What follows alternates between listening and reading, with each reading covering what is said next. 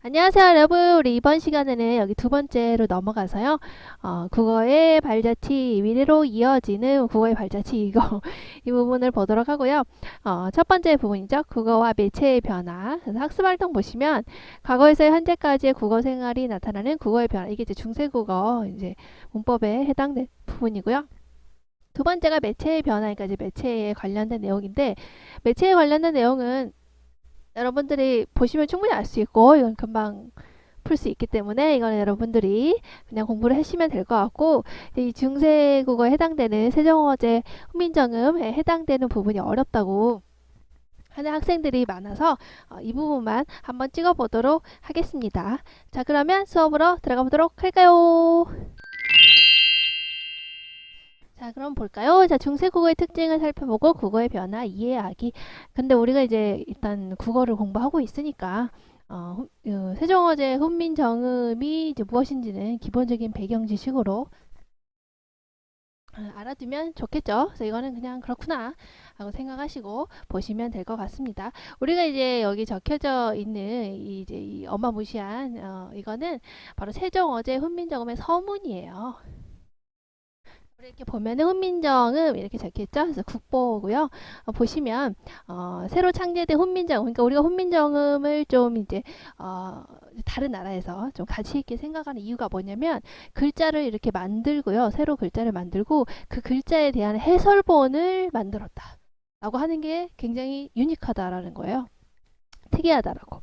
굉장히 독특한 면이다. 그래서 훈민정음을 높게 평가를 하고 있습니다. 글자를 만들고 그 글자에 대한 해설이 적혀져 있는 것은 없잖아요. 다른 언어에는 우리가 영어 같은 경우에 영어에 해설 있습니까? 뭐 이응 우리가 이제 A가 어떻게 만들어졌고 뭐 이런 거 있습니까? 없죠. 근데 이렇게 보시면은 훈민정음 같은 경우에는 글자를 기역, 니은, 디귿을 쭉 만든 다음에 기역은 어떻게 만들어지게 되었고 이런 글자에 대한 해설이 있다라고 하는 게 굉장히 이제 특이한 부분이라고 보시면 돼요. 그래서 보시면 새로 창제된 훈민정음을 왕의 명령으로 정인지 등 이 지편자 학자들이 중심이 돼서 세종이 만든 한문 해설서에 대한 게 해설서가 들어가 있어요.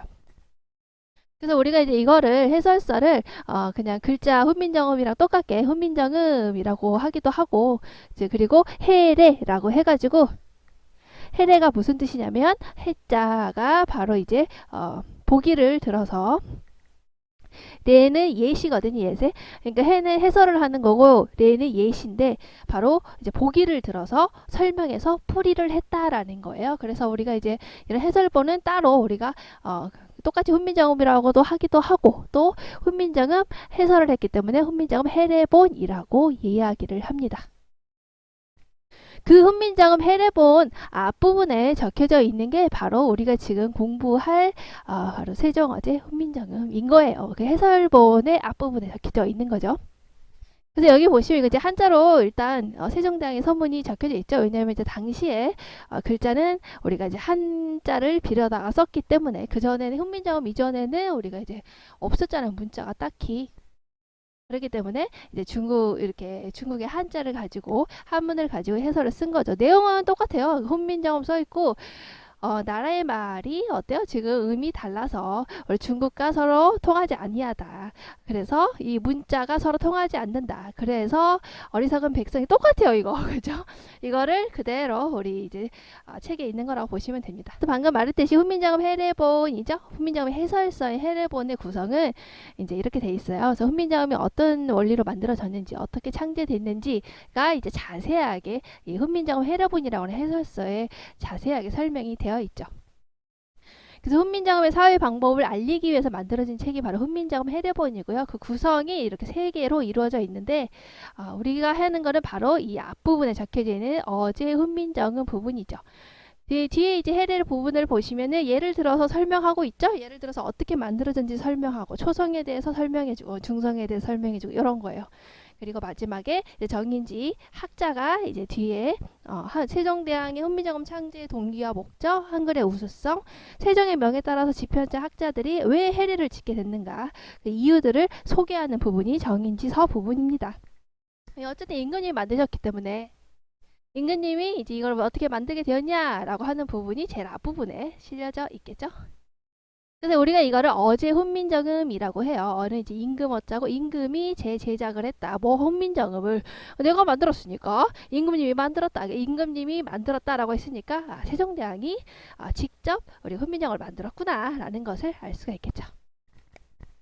그래서 세종대왕이 직접 쓴 부분이고요. 어제라고 하는 걸 봤을 때 임금님이 직접 만들었다라는 거 알 수가 있겠죠. 그리고 이걸 어제서라고 해가지고 우리가 이게 서가 이제 처음 섰잖아요. 처음에. 그래서 우리가 이제 훈민정음 해려볼의 가장 이 앞부분에 있다라고 하는 거. 그래서 그게 바로 우리가 이번 시간에 공부할 내용입니다.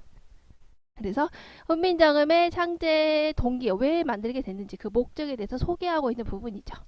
그래서 이거 보시면 훈민정음 어제 세종 어제 훈민정음 이 맨 앞부분에 있는 이 부분 바로 세종 어제 훈민정음 서문은 훈민정음 즉 한글을 창제한 세종이 세종대왕이 한글 창제의 목적과 정신을 직접 밝힌 글이다. 그래서 우리가 어제 임금님이 만드셨다 이렇게 쓴 거예요. 서문은 15세기 국어의 모습을 살펴볼 수 있는 대표적인 자료이다. 그래서 이제 중세 국어의 모습을 우리가 이제 이걸 보고 이런 의문과 이런 규칙을 통해서 당시에 썼구나 라는 걸 알 수 있다라는 거죠. 그리고 그걸 찾는 게 이제 시험 문제라는 겁니다. 그래서 보시면 여기서 한자 여기 써있죠. 세종 어제 훈민정음이라고 적혀 있는 거 보시죠. 그리고 뒤에는 이제 한자를 그대로 이제 우리가 쓴 건데 당시에는 동국정음시 한자음을 썼기 때문에 동국정음시 한자음이라는 것은 조선에서 얘기를 하는 실제 한자음이 아니라 바로 그 한자음과 비스무리하게 이렇게 한글로 적은 것을 얘기를 해요. 그래서 우리가 이제 지금은 우리가 한자 읽을 때 세 이렇게 있지만 당시에는 동국정음시 한자음으로 표기를 했기 때문에 여러 가지 규칙이 있었어요. 일단은 초성, 중성, 종성을 갖추어서 표기를 해야 됐기 때문에 여기 밑에 음가가 없는 이응이나 이런 것들을 넣어가지고 이렇게 모양을 만들어서 이렇게 제작을 했다, 이렇게 썼다 이렇게 보시면 됩니다. 어쨌든 우리가 이제 본문 내용으로 들어가 보면서 하나하나씩 체크를 할 텐데 일단 이제 우리 중세국어 같은 경우에는 중3 때 대충 훈민정음 좀 나와요. 근데 그때 이제 관심이 없었던 학생들은 좀 어려울 수 있겠죠. 그리고 이제 우리가 이제 고2 가면은 이제 엄매 있잖아요. 엄매로 가게 되면은 조금 더 심화된 내용을 배우게 될 텐데 아직 그거 안 배웠고 중학교 때 중세국어 나왔을 때 별로 관심이 없었고 이랬으면은 아마 이제 조금 어렵지 않을까 싶습니다. 그런데 이제 사실 이거 다 누구나 다 처음 하는 거고 중세국어라고 하는 게 익숙하지는 않잖아요. 우리가 지금 쓰지 않기 때문에. 그렇기 때문에 당연히 어려운 건 당연한 거고, 근데 이제 하나의 이제 장점이라고 생각을 한다면, 우리가 이제 문법 같은 경우에는 문학이랑 다르게 문학은 우리가 풀다 보면은 좀 예외도 많고 그렇잖아요. 그래서 사실은 답이 이걸 수도 있고 저걸 수도 있고 해석하기에 따라서 다르게 우리가 생각을 할 수가 있는데 우리가 문법 같은 경우는 일반 문법이라고 해가지고 여러 가지 문법에 대한 책들이 있어요. 뭐 대학교 가시면 읽어보는 여러 가지 책들이 있는데 이제 그 중에서 학교 문법은 요만큼이거든요. 학교 문법은 이제 누구나 다 그렇다라고 이제 통용되고 있는 부분만을 교과서에서 가르쳐요. 그러니까 일반 문법은 사실 예외도 많고 이럴 수도 있고 저럴 수도 있고 해석이 다양하지만 학교에서 나오는 문법은 딱 정해져 있단 말이죠. 그러니까 지금 되게 어렵고 헷갈리고 뭔 말이야 이렇게 하겠지만은 계속 그것만 나옵니다. 계속 그것만 나오고 변화가 없어요. 그렇기 때문에 여러분들이 계속 반복해서 보고 그리고 나중에 이제 엄매 공부를 할때 의문론부터 좀 천천히 의문론부터 형태론, 통사론 이렇게 천천히 나가서 처음부터 끝까지 한번 이렇게 쫙 공부를 하게 되면은 대충 이제 또 무슨 말인지 알아요. 그리고 반복을 하면 또 알 수가 있어요. 그러니까 반복을 하시고 처음부터 끝까지 한번 문법을 차근차근 공부를 하시는 걸 추천을 드립니다. 그래서 원래 이제 그걸 찍어보려고 조금씩 찍는 중이었는데 여러 가지 일이 겹쳐서 언제 끝나게 되는지 잘 모르겠지만 일단 중세국어도 이렇게 차근차근 공부를 하시면은 여러분들이 충분히 할 수 있다는 거. 그리고 누구나 다 처음 한다는 거.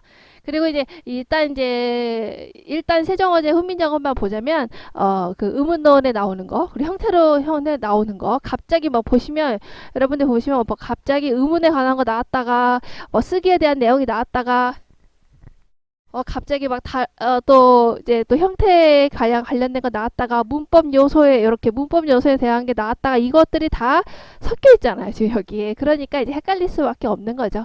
근데 어쨌든 이제 반복 계속 하시고 계속 듣고 하게 되면 익숙하게 되면은 문법은 그래도 학교 문법은 여러분들이 충분히 정복할 수 있지 않을까 이렇게 생각을 합니다.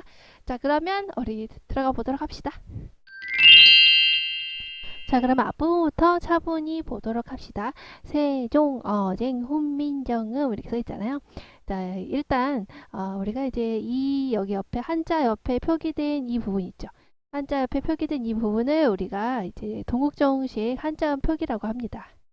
그러면 우리가 동국정시 한자음 표기에 대해서 간략하게 보도록 합시다. 일단 한자가 이렇게 옆에 써져 있죠. 지금 우리는 이제 세 이렇게 있고요. 그렇게 있죠. 근데 이거랑 이제 표기가 좀 다르게 돼 있잖아요. 그래서 당시에 이제 이런 한자음, 세종 요거를 한자음을 표기하던 이제 방식이라고 보시면 돼요. 그게 이제 당시에 한자음을 표시하던 방식, 즉 어떤 방식이냐, 이제 동국정시 한자음 표기 방식이다라고 얘기를 합니다. 동국정시 한자음 표기가 무엇이냐라고 하면 이제 동국정운이라는 책이 있어요. 동국정이라는 책은 이제 운서의 일종인데요. 음을 이제 표기하는 이제 그런 책이었는데 당시에 이제 원칙이 무너진 채로 사용되던 조선의 한자음 발음 체계를 중국의 한자 원음에 가깝게 고쳐서 정리한 그런 책이라고 생각을 하시면 돼요.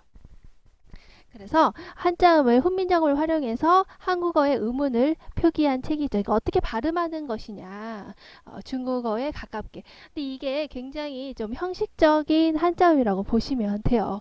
그러니까 예를 들면 우리가 지금 영어로 오렌지 이렇게 발음을 하잖아요.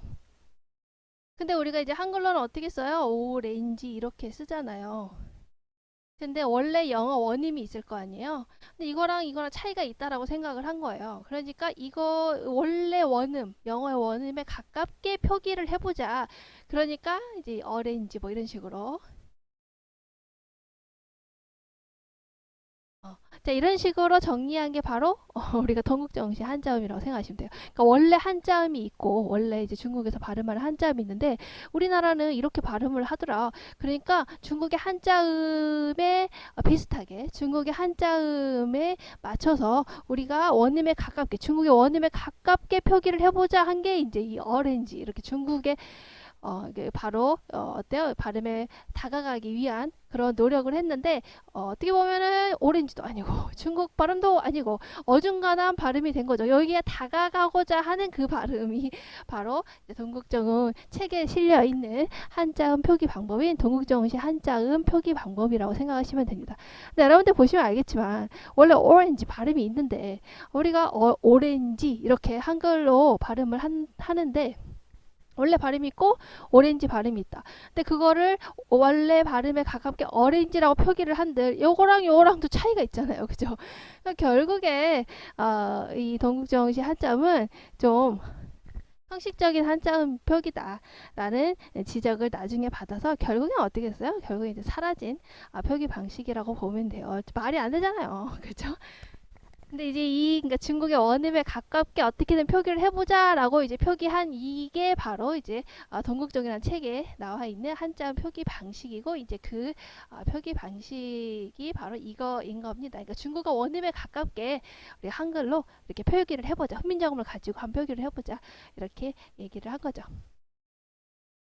자, 그래서 이제 훈민정음을 가지고, 그래서 원래는 이제 원래 주된 이제 우리 훈민정음의 창제 목적은 우리가 이제 아까 훈민정음 서문에 나와 있듯이 온 백성들이 문자 생활을 쉽게 할 수 있도록 하기 위한 건 맞아요.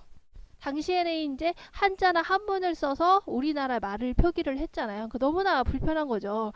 내가 사랑해 라고 표현을 하고 싶은데 사랑해 라는 것을 중국에 있는 한자를 가지고 표현을 해야 되니까 너무 어려운 거예요. 일반 백성들이. 그래서 우리말을 잘 표기할 수 있는 그런 훈민정음의 창제 이루어지게 된 거죠. 그게 이제 주된 목적이었고, 이제 어떻게 보면 약간 이제 두 번째 목적으로 생각하시다면, 당시에 중국 조선의 한자음이 너무 원칙이 없다. 그러니까 발음이 너무 원칙이 없이 마음대로 발음을 하고 있더라. 그래서 중국의 한자 원음에 우리가 고치자.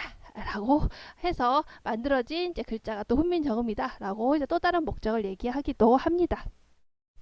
네, 여러분들은 그냥 주된 목적만 아시면 될 것 같아요. 백성들이 문자 생활을 쉽게 할 수 있도록 하기 위해서 이제 한자 말고 우리말을 우리 글로 표현할 수 있도록 하기 위해서 훈민정음이 창제됐다라고 보시면 되죠. 자, 그래서 우리가 중국어의 발음에 다가가기 위해서 바로 훈민정음을 가지고 이렇게 표기를 이렇게 저렇게 중간 발음이죠. 어떻게 보면 중국어도 아니고 한국어도 아니고 중간 발음. 이게 바로 동국정시 이 책에 실려져 있는 한자음 표기인 동국정시 한자음 표기라고 보시면 됩니다.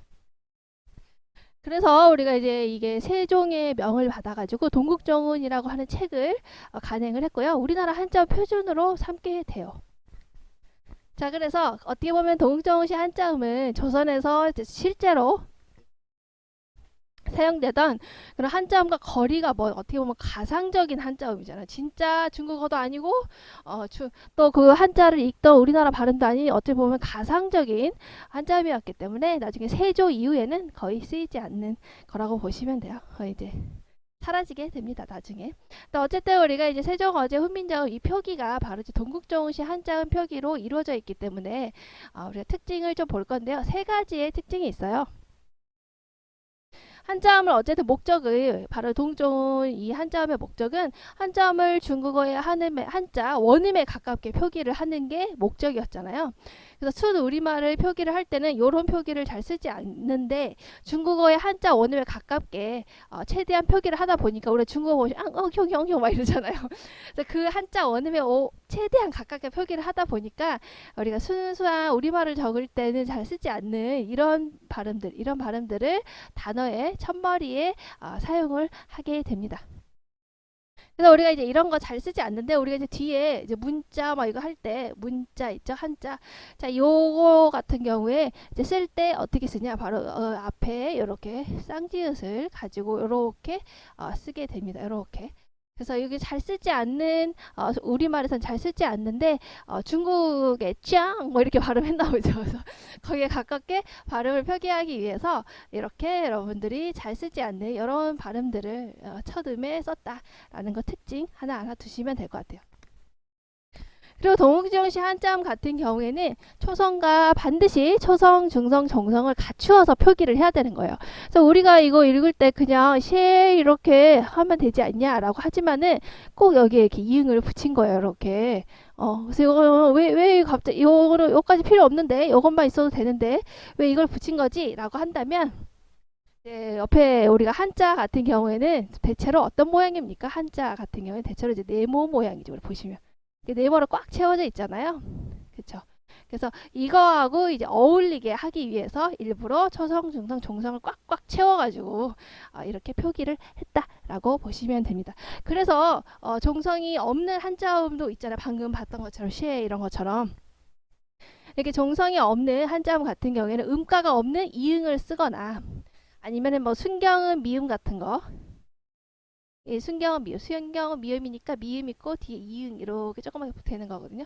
그래서 이런 거를 바로 종성에다가 채워 넣어서 일부러 이렇게 초성, 중성, 정성 꽉 채워서 네모 모양이 돼서 이렇게 한자 어울리게끔 이렇게 쓰게 했다라는 거죠.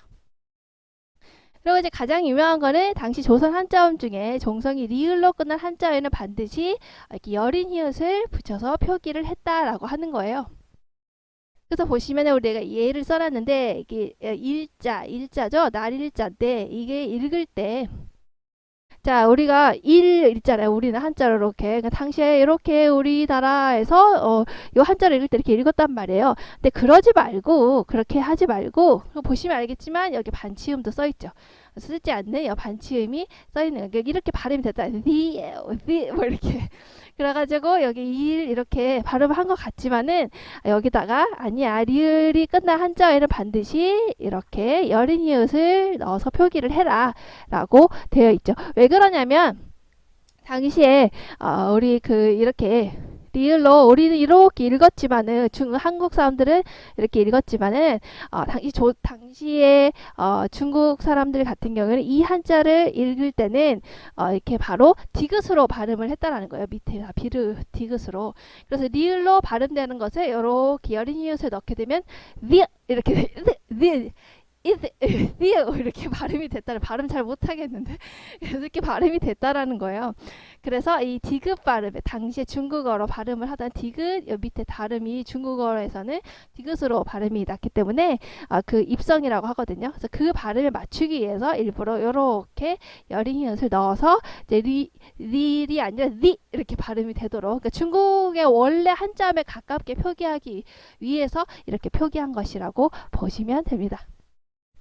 그리고 이거를 이제 우리 유식하게 뭐라고 하냐면 이영보레라고 하거든요. 이영보레. 그래서 이 영자가 바로 우리가 이제 말하는 여린 히읗이고요. 자, 이게 이제 리을이라고 생각하시면 되는데 바로 여린 히읗으로 리을을 보충한다. 그러니까 여린 히읗으로 리을을 보충한다. 그러니까 리을 뒤에 여린 히읗을 붙여서 중국 원음 발음에 가깝게 느 발음이 나도록 디귿 발음이 나도록 이렇게 바꿨다라고 생각하십니다. 그래서 표기를 이렇게 했다라고 하는 게 세 가지의 특징을 가지고 있다라는 걸 아시면 될 것 같아요. 그래서 이거 보시면 정성에 음가가 없는 이응을 받쳐서 적었다라고 해서 네모 모양에 맞춰서 이렇게 적었죠. 그래서 보시면 세종 어제잖아요. 어자 바로 임금이 지었다. 임금이 몸소 지었다. 내가 지었다. 그러니까 세종대왕이 지었다는 거예요. 자, 그리고 훈민정음이라고 해서 훈민정음의 뜻은 바로 백성을 가르치는 바른 소리라는 뜻이죠. 그러니까 세종이 직접 훈민정음을 지었다라고 한 뜻이라는 거 알 수 있을 것 같아요. 여기서의 중요한 포인트는 방금 말했던 동욱정시 한자음 표기 특징 알아두시면 될 것 같습니다. 자, 그러면 이제 세종원의 훈민정음 해설로 들어가 보도록 합시다. 물론 이제 여기에 나와 있는 게 모든 중세국어에 대한 것을 다루고 있지는 않지만 그래도 이제 최대한 세종원의 훈민정음을 해석하는 데 도움이 되는 걸로 열심히 담아봤어요. 그래서 이거 좀 공부하시면은 나중에 이제 엄매를 혹시 선택할 경우에 중세국어를 공부할 때 조금 수월하지 않을까 그렇게 생각을 하고 있어요. 일단은 이제 이거 열심히 공부하시고 나중에 또 엄매 선택하는 학생은 이제 처음부터 이제 의문부터 해가지고 쭉 이제 마지막 의문도 공부를 하고 형태론, 통사론 그리고 의미까지 다 공부를 쫙 하시는 걸 추천드려요. 그래서 그렇게 한번 딱 돌리고 나면은 사실 문법은 변하는 게 없기 때문에 문학처럼 이게 답이다 저게 답이다 뭐 이런 게 없기 때문에 충분히 잘 할 수 있을 거라고 생각합니다. 자, 그럼 볼까요? 나란 말씀이 둔기기더라 이렇게 써있죠. 자, 나란 말씀이 했을 때 요 앞에 부분, 자, 요 앞에 부분을 이렇게 해석할 수 있다는 거예요. 나라 그리고 뒤에 이제 시옷이 붙었다. 해석은 우리나라의로 해석이 돼요. 그래서 나라, 우리나라 그리고 시옷이 의에 해당이 됩니다. 자, 여러분들 이제 우리 관현격 조사인데 바로 이 관현격 조사가 이제 시옷이 쓰였다고 하는 게 바로 중세국어의 좀 현대 한국어와 좀 다른 점이라고 볼 수가 있어요. 우리가 이제 조사 같은 경우에는 뭡니까? 자립성이 있는 말, 즉 체언 붙어가지고 체언, 명사, 대명사, 수사, 특히 여기 나라 같은 경우에는 명사가 되겠죠. 이제 거기에 붙어가지고 이렇게 옆에 붙어서 다른 말과의 관계를 표시하거나 특수한 뜻을 더해주는 것을 우리가 조사라고 해요. 그 중에서 우리 조사의 종류는 이제 여러 가지가 있는데 뭐 격조사라든가 뭐 여러 가지가 있어요. 보조사라든가. 접속조사라든가 이렇게 여러 가지가 있는데 그 중에서 우리가 여기 나와 있는 건 이제 격조사거든요. 격조사라고 하는 것은 체언 뒤에 결합을 해서 어떤 자격을 설명을 해주는 거예요. 이 체언이 어떤 자격을 가졌냐, 나라가 어떤 자격을 가졌냐라고 하는 것을 바로 우리가 격조사라고 하는데 여기서 가지고 있는 자격은 바로 뒤에 말을 수식해주는 거죠. 나라긴 나라인데 우리나라의 말씀이라는 거죠. 말씀이긴 말씀인데 우리나라의 말씀이다라고 뒤에 말을 이제 수식해주는 역할을 하죠.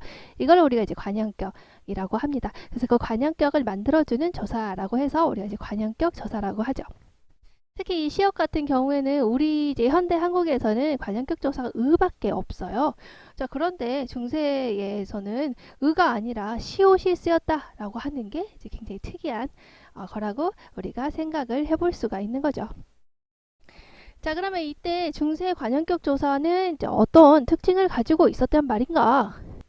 바로 시옷이 쓰였다는 거죠. 근데 시옷이 쓰이는 환경이 선행체언의 의미적인 특성에 따라서 이렇게 쓰였다라고 하는 게 특징이 됩니다.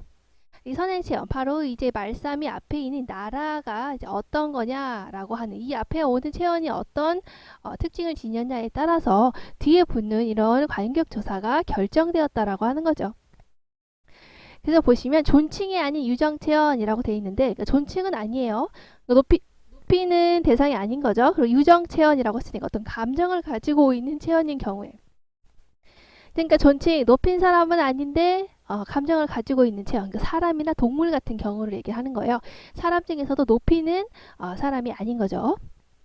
예를 들어 보시면 도적이 랬죠. 도적이에요. 도적. 우리 훔치는 도둑. 그래서 도적이 있을 경우에는 바로 이 여기 아래아가 붙은 의가 붙었다라고 보시면 되고요. 이거는 붙는 순서는 바로 이제 모음조에 따라서 이게 양성 모음으로 끝나기 때문에 이제 이렇게 요게 붙은 거죠. 그리고 그 중세국어에서는 그대로 이어졌기를 했기 때문에 기억이 그대로 이어져서 우리가 도자기 이렇게 쓰게 되는 겁니다. 자, 그려기의 했을 때 이제 의가 붙었죠. 이 경우에는 역시 앞에 게 음성 모음이기 때문에 의가 붙어서 그려기라고 이렇게 붙게 됩니다. 당시에는 이제 이런 경우에는 이 앞에 이가 탈락을 했는데, 이거는 뭐 그냥 그렇구나 보시면 되고, 중요한 포인트는 앞에 붙는 선행체언에 따라서 이렇게 우리가 관형격 소사가 다르게 붙었구나 라고 하는 것이죠. 자, 그리고 앞에 게 이제 존칭이거나 높여야 될 사람이거나 높여야 되는 대상이 오거나 아니면 이제 무정체언, 감정이 없는 체언이 왔을 경우에 이거는 오울이에요. 이러거나 높이는 대상이 오거나, 그리고 그 감정을 가지지 않은 체언이 왔을 경우에, 즉 사물이 왔을 경우에는 관형격 조사가 시옷이 붙는다는 거예요. 그래서 무정체언이라고 했으니까 바로 나라 같은 경우가 사람 아니죠? 높이는 대상 아니죠? 그러니까 시옷이 왔구나. 이렇게 보시면 되고, 높이는 대상의 경우에 또 시옷 온다고 했죠? 바로 부처 같은 경우래요. 부처님. 부처님 같은 경우에 관형격 조사가 시옷이 붙는구나. 이렇게 생각을 하시면 됩니다. 우리 현대 한국에서는 의 하나뿐인데 이렇게 세 가지 중에 하나를 선택하는 거, 특히 이제 여기서는 무정체언이기 때문에 시옷이 쓰였구나 라고 하는 게 이제 큰 차이점이라고 보시면 됩니다. 자, 그 다음에 이제 말싸미, 나라의 말싸미 했을 때 이렇게 말싸미 보시면, 자, 말씀과 이가 합쳐졌죠? 우리가 국립국어원 들어가서 보시면은 이제 말씀에 대한 어휘에 대해서 설명한 게 있는데, 일단 말씀 같은 경우에 결론만 얘기를 하자면, 현대 한국어에서는 이제 높여서 쓰기도 하고요. 선생님 말씀 이렇게 높임말로 쓰기도 하고, 그리고 어떤 자기의 말을 낮춰서 제 말씀 좀 들어보세요. 이런 식으로 자기의 말을 낮춰서 쓰는 말로 쓰기도 해요. 그래서 현대 한국어에서는 말씀이 높임말이기도 하고 또 문맥에 따라서 낮춤말이기도 한데, 우리 중세에서는 이 말씀이 높임도 아니고 낮춤도 아니고 그냥 말이라는 걸로 쓰이고 있다라는 거 하나 체크를 해 두시면 될 것 같아요. 그래서 우리나라의 말이 이렇게 말하고 이가 붙었죠. 자, 이 이에 관련된 걸 같이 보도록 합시다. 이 이가 바로 이제 주격 조사예요. 자, 주격조사 역시 또 특이한 특징을 가지고 있다라고 보시면 됩니다. 우리 한국어와 다르게 좀 특이한 조사예요. 왜냐면은 우리에서는 지금 우리나라 지금 현대 한국어에서는 어때요? 주격조사가 뭐가 쓰입니까? 이도 쓰이고 그리고 가도 쓰이죠.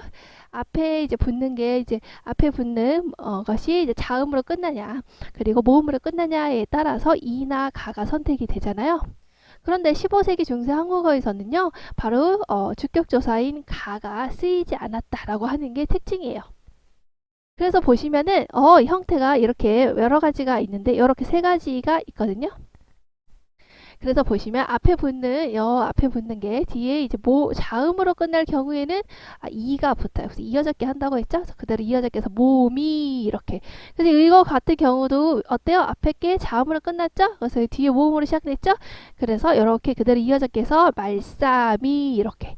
그래서 이렇게 주격조사 이가 붙는 게 있는가 하면, 자, 모음 뒤인데 특히나 모음에서 어때요? 이가 붙거나 아니면은 이가 붙거나 그냥 이가 붙거나, 그리고 우리가 이제 여기는 바로 반모음이죠. 반모음 이, 모음 뒤가 올 경우에는,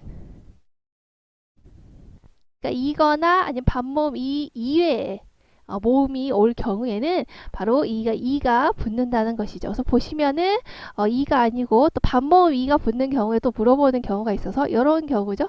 뒤에 이렇게 예전에는 이게 이제 전부 다 이가 붙은 거예요. 여기 요거 같은 경우는 아래아에다가 자 이렇게 이가 붙은 반모음 이가 붙어서 이렇게 이렇게 됐기 때문에 이 경우에는 어때요? 이 경우에는 바로 이 이가 붙지 않는다는 것이죠. 이 이의 모음이 왔을 경우에 특히 나 같은 경우에 그죠? 이나 반모음 이가 붙는 모음이 아니죠. 그런 경우에는 이가 붙어서 네 이렇게 실현이 됐다라고 합니다. 그리고 이나 이렇게 반모음 이가 붙어 있는 경우에는 이가 있고 반모음 이가 있으니까 굳이 이게 붙을 필요가 없죠. 그러니까 이게 붙을 필요가 없다라는 거예요. 그래서 이거 형태 그대로 붙을 필요 없이 그대로 다리가 주격조사가 가상으로 붙었다. 보이지 않는 주격조사가 붙었다라는 뜻이에요. 그래서 보이지 않는 주격조사가 붙어서 그대로 다리 이렇게 붙게 됩니다. 어쨌든 여기서는 바로 모음으로 끝났기 때문에 말싸움이 밑에 모음이 아니라 자음으로 끝났기 때문에 계속 자음으로 끝났기 때문에 바로 이라고 하는 주격조사가 붙었구나 이렇게 생각하시면 됩니다. 그리고 우리가 또 말싸미에서 알 수 있는 현상이 바로 뭡니까? 이어적기, 바로 연철이 일어났다는 거죠. 이어적기라고도 하고 이제 연철이라고도 합니다. 그래서 이제 우리가 15세기 중세 국어에서는 형태소를 표기하는 이렇게 방법이 이렇게 표음주의라고 해서 소리나는 대로 이제 표기를 하는 방법이 있어요. 그래서 표음주의에는 음소적 표기법과 음절적 표기법이 있는데 그거는 나중에 이제 심화 과정에서 나중에 하기로 하고 여기서는 어쨌든 이어서 적었다. 그래서 우리가 말쌈하고 이가 붙었을 경우에 이걸 이어서 미음을 그대로 이어서 말쌈이라고 적었다. 연철 이어적기가 실현이 됐구나. 그래서 이어적기가 무엇이냐면은 체언이나 용언이 어간이 종성으로 끝나고 그리고 그 뒤에 실현되는 조사 어미가 모음으로 시작될 때 그래서 여기 보시면 그냥 말이 어렵지 않죠? 이렇게 말싸움 이렇게 끝나고 뒤에 이제 모음으로 시작되는 조사나 어미가 붙을 경우에 요 밑에 있는 이렇게 앞말의 종성이 이렇게 그대로 이어서 썼다라는 거예요. 그래서 예시를 보시면은 자, 모음하고 을이 붙었을 경우에 어때요? 여기 밑에 있는 미음이 뒤에 이제 모음으로 시작하는 게 붙었죠? 모음으로 시작하는 조사가 붙으니까 그대로 이어서 모물. 또 사람과 이가 붙었을 경우에 앞에 있는 미음이 그대로 모음으로 시작되는 조사에 붙어가지고 그대로 사람이. 이것도 역시 똑같죠? 자, 돈으로 했을 때 자, 모음으로 시작되는 조사가 붙었기 때문에 앞에 있는 종성이 그대로 이어서 돈으로 이렇게. 같은 경우도 앞에 있는 바로 이것이 종성이 뒤에 있는 모음으로 시작되는 조사에 쑥 붙어서 이렇게 표기가 된 게 바로 이어졌게. 우리 통신 같은 거 할 때 그리고 카톡 같은 거 할 때 인터넷 할 때 이런 식으로 이어서 쓰죠. 나 안아줘 뭐 이렇게 그죠? 이런 식으로 이어서 쓰죠. 근데 그런 거를 이제 이어적기 연철의 방식이라고 생각을 하시면 됩니다. 이게 TMI이긴 한데 우리가 이제 왜 15세기에는 연철을 썼을까요? 왜 이어적기를 했을까요?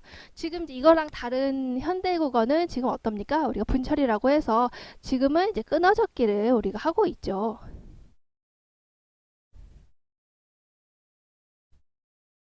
그래서 우리는 지금은 우리가 표의적인 표기법이라고 해서 우리가 이제 이렇게 끊어적기를 하고 있잖아요. 근데 왜 지금은 끊어적기를 하고 왜 옛날에는 이어적기를 했을까라고 생각을 해보시면 자, 우리가 지금 이 끊어적기를 하는데 우리가 사실 안아줘 했을 때 대부분 이제 어린 꼬마 같은 경우에 이제 이렇게 쓰죠. 안아줘, 엄마 안아줘 했을 때 이거 이렇게 갑자기 날아가지 이렇게 해가지고 엄마 안아줘 뭐 이렇게 쓸 거 아니에요. 애들이 이거 알겠습니까? 끊어적기 우리가 이제 이게 안다라는 것이 기본 형태라는 걸 알고 있기 때문에 이게 원래 형태라는 걸 알고 있기 때문에 지금은 이제 우리가 중고등학생쯤 되면 안아줘 이렇게 쓰는 거예요. 왜냐면 안다라고 하는 게 기본 형태라는 걸 알기 때문에 그렇게 쓰는 거죠. 자, 그런데 우리가 생각을 해보시면 이렇게까지 쓰기 요거에서 요렇게까지 쓰기까지 얼마나 많이 맞았습니까? 그죠? 우리가 받아쓰기 하잖아요.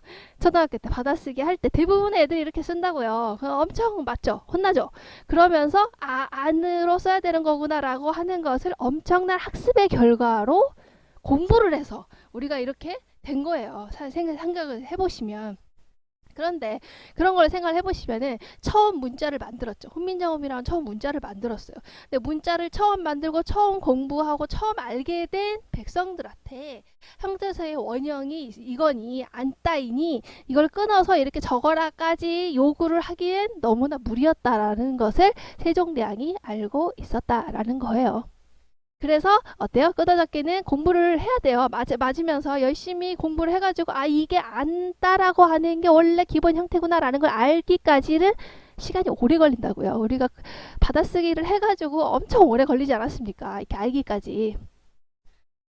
그러기 때문에 백성들이 그거를 처음부터 알기는 어렵다라고 판단을 해서 쉽게 쓰자. 그렇게 해서 이어적기가 바로 15세기의 주된 표기 방법이 된 거예요. 아시겠죠?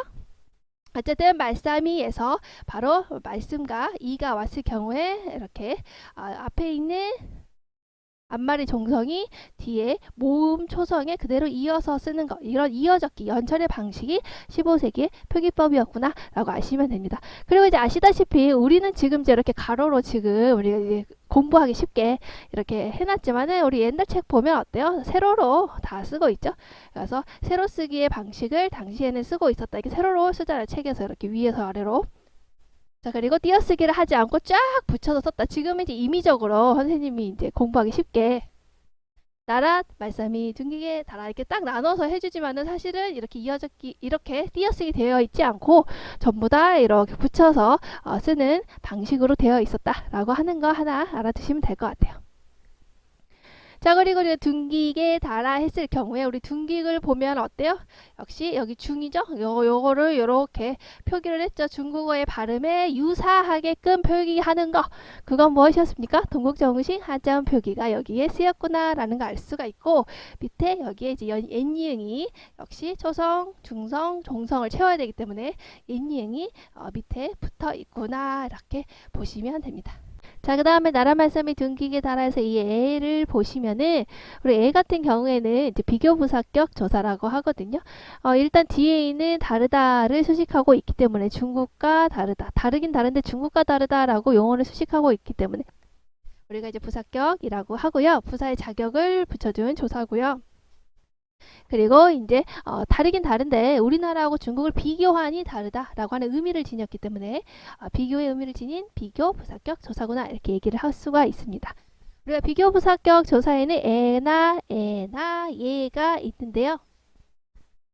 문맥에 따라서 우리가 해석을 해보면서 이 애나 얘가 장소나 시간을 나타내는지 원인이나 비교를 나타내는지를 우리가 해석을 통해서 알 수 있고요. 여기서 해석을 해보니까 비교하는 거잖아요. 중국과 우리나라. 그러니까 비교의 의미를 지닌 비교 부사격 조사인 거죠.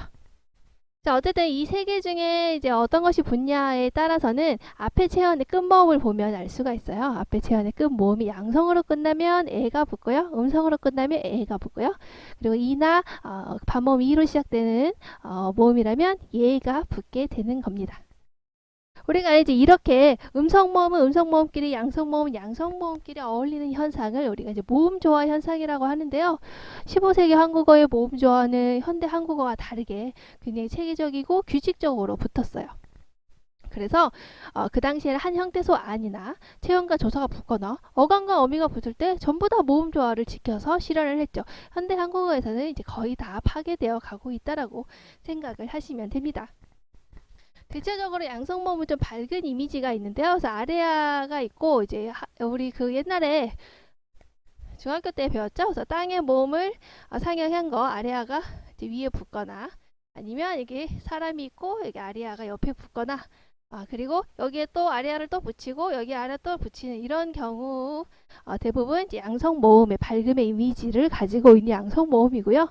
얘랑 이제 대립이 되는 이제 으라든가 이게 이제 하늘이고 이게 이제 땅이니까요. 이제 그리고 있고 요거랑 이제 반대로 이제 우라던가 얘랑 반대로 되는 이제 어라던가 그리고 아래를 더 붙여서 유라던가 여 이런 경우에 해당되는 거를 우리가 이제 보통 음성모음 어두움의 이미지를 지니고 있는 음성모음이라고 얘기를 하죠. 그리고 중성모음 같은 경우에는 이고요. 여기는 이제 뭐 양성모음과 붙을 수도 있고 음성모음과 붙을 수도 있는 그런 특징을 지니고 있습니다. 어쨌든 우리가 여기 비교 부사격 조사 예 중에서 중기과 달아라고 했죠? 그래서 이 앞에 보는 이 모음이 어때요? 양성 모음입니까? 음성 모음이죠? 음성 모음이기 때문에 우리가 에가 붙어서 아하 그렇구나. 그래서 에가 붙어서 비교 부사격 조사를 나타내고 있구나. 이렇게 보시면 됩니다. 자, 중국과 다라라고 했는데 이제 다라를 한번 볼까요? 자, 다라 같은 경우에는 우리가 다르다, 디퍼런트 있죠? 다르다에다가 연결 어미가 붙은 거예요. 달라서 하고 뒤에 이제 이어지는 거니까. 근데 여기서 우리가 다르다 같은 경우에는 중세국어에서는 용어의 규칙 활용이었어요. 그래서 다르다 같은 경우에는 뒤에 아나, 어나, 오나, 우나 시작되는 이제 어미가 붙게 되면은, 요렇게 붙게 되면은, 앞에, 끝모음인 아래아가 보통 이제 탈락을 하게 되죠. 탈락을 하게 되고, 그럼 얘가 탈락을 하죠? 뿅! 얘가 사라지고, 그 다음에 요 리을이, 요 밑으로 가요. 밑으로 가는, 봐봐. 탈락을 하고, 얘가 밑으로 가면 요렇게 되겠죠? 그리고 나서 이제 아가 붙게 되는데 우리가 보통 이제 뒤에 모음 어미가 붙게 되면은 말싸미처럼 이렇게 이어적기를 하잖아요. 근데 이 경우에는 이어적기를 하지 않았죠. 그렇죠. 이어적기 하지 않았죠. 이렇게 달아. 이어적기를 하지 않았죠? 오호, 그걸 봤을 때 뒤에 붙어있는 이 이응이 뭔가 음가를 가지고 있구나 라고 하는 특징을 알 수가 있습니다. 이거는 이제 현대 한국어에는 없죠. 현대 한국에서는 이거 아나 발음을 해보세요. 둘 다 똑같죠? 이거 아예요. 이응. 똑같죠. 그것처럼 이제 초성의 이응은 음가가 없는데 현대 한국어에서는 여기서는 특이하게 이 경우를 봤더니 이어적기가 안 되더라. 이어적기가 안 된다는 것은 아예 뒤에 붙어 있는 이게 어때요? 뒤에 붙어 있는 이게 음가를 가지고 있구나. 그 음가는 이제 후두 유성 마찰음이라고 하는 음가를 가지고 있구나라고 보통 얘기를 합니다. 그래서 어쨌든 중요한 것은 음가가 있기 때문에 그래서 연철, 이어적기가 되지 않은 표기로 나타나고 있구나. 이렇게 달아. 얘가 음가가 있구나. 이렇게. 알겠죠?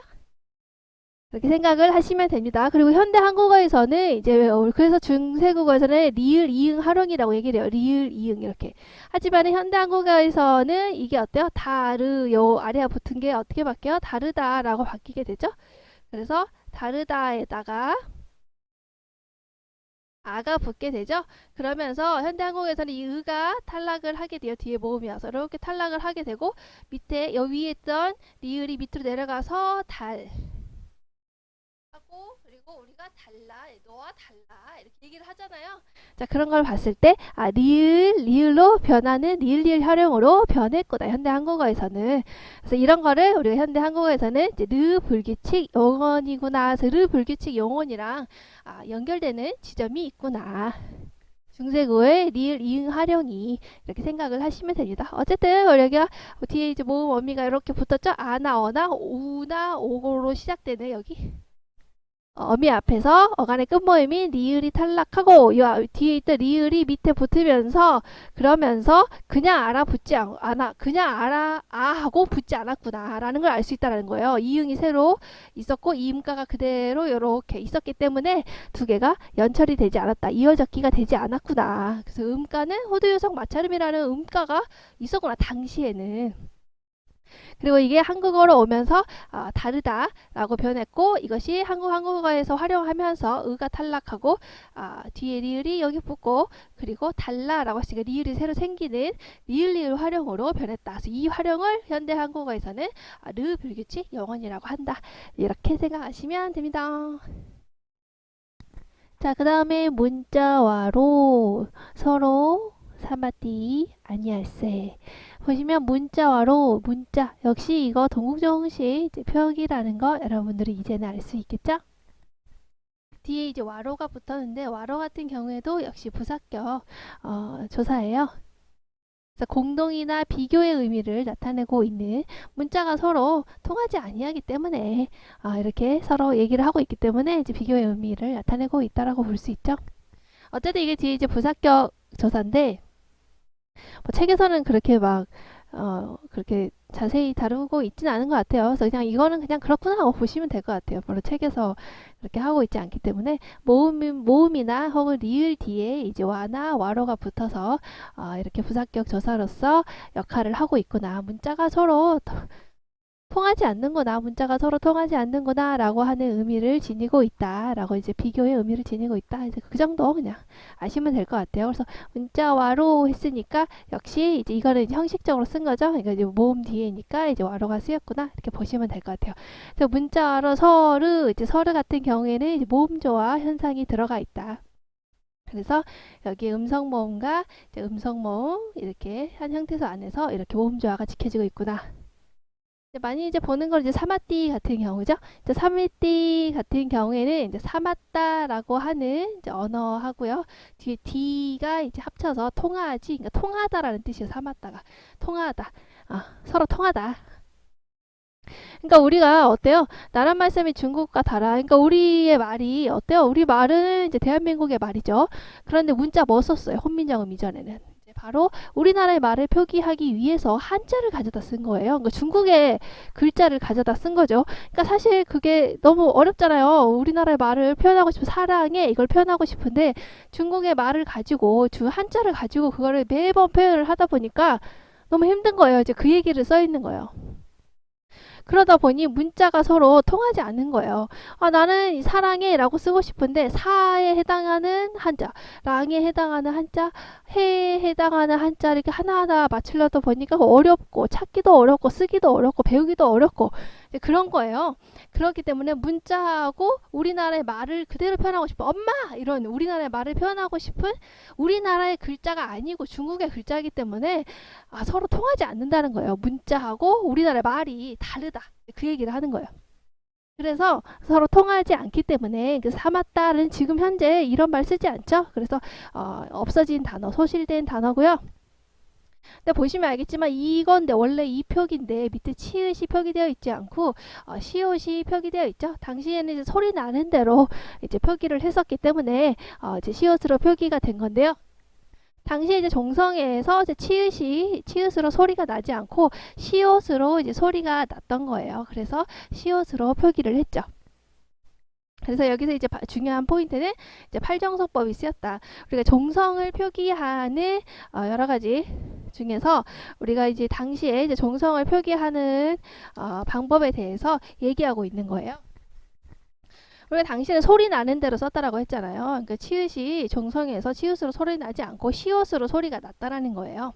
그래서 우리가 시옷을 이렇게 쓰고 있는데 이것을 우리가 이제 팔정성법이라고 한다. 그래서 종성, 우리가 초성, 중성, 종성 이 마지막에 어떻게 쓰는 거를 8종류로만 쓰더라. 라는 거예요. 왜냐면 8종류로만 소리가 나니까.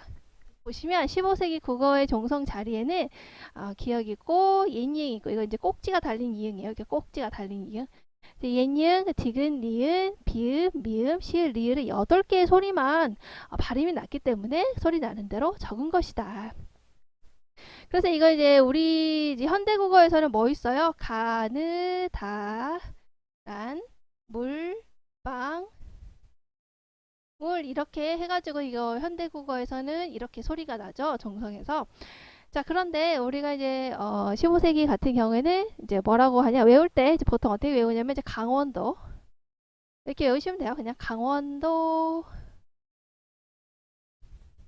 노부모 부 모 사 랑 이렇게 외우시면 이거 뭐 금방 외울 수 있습니다.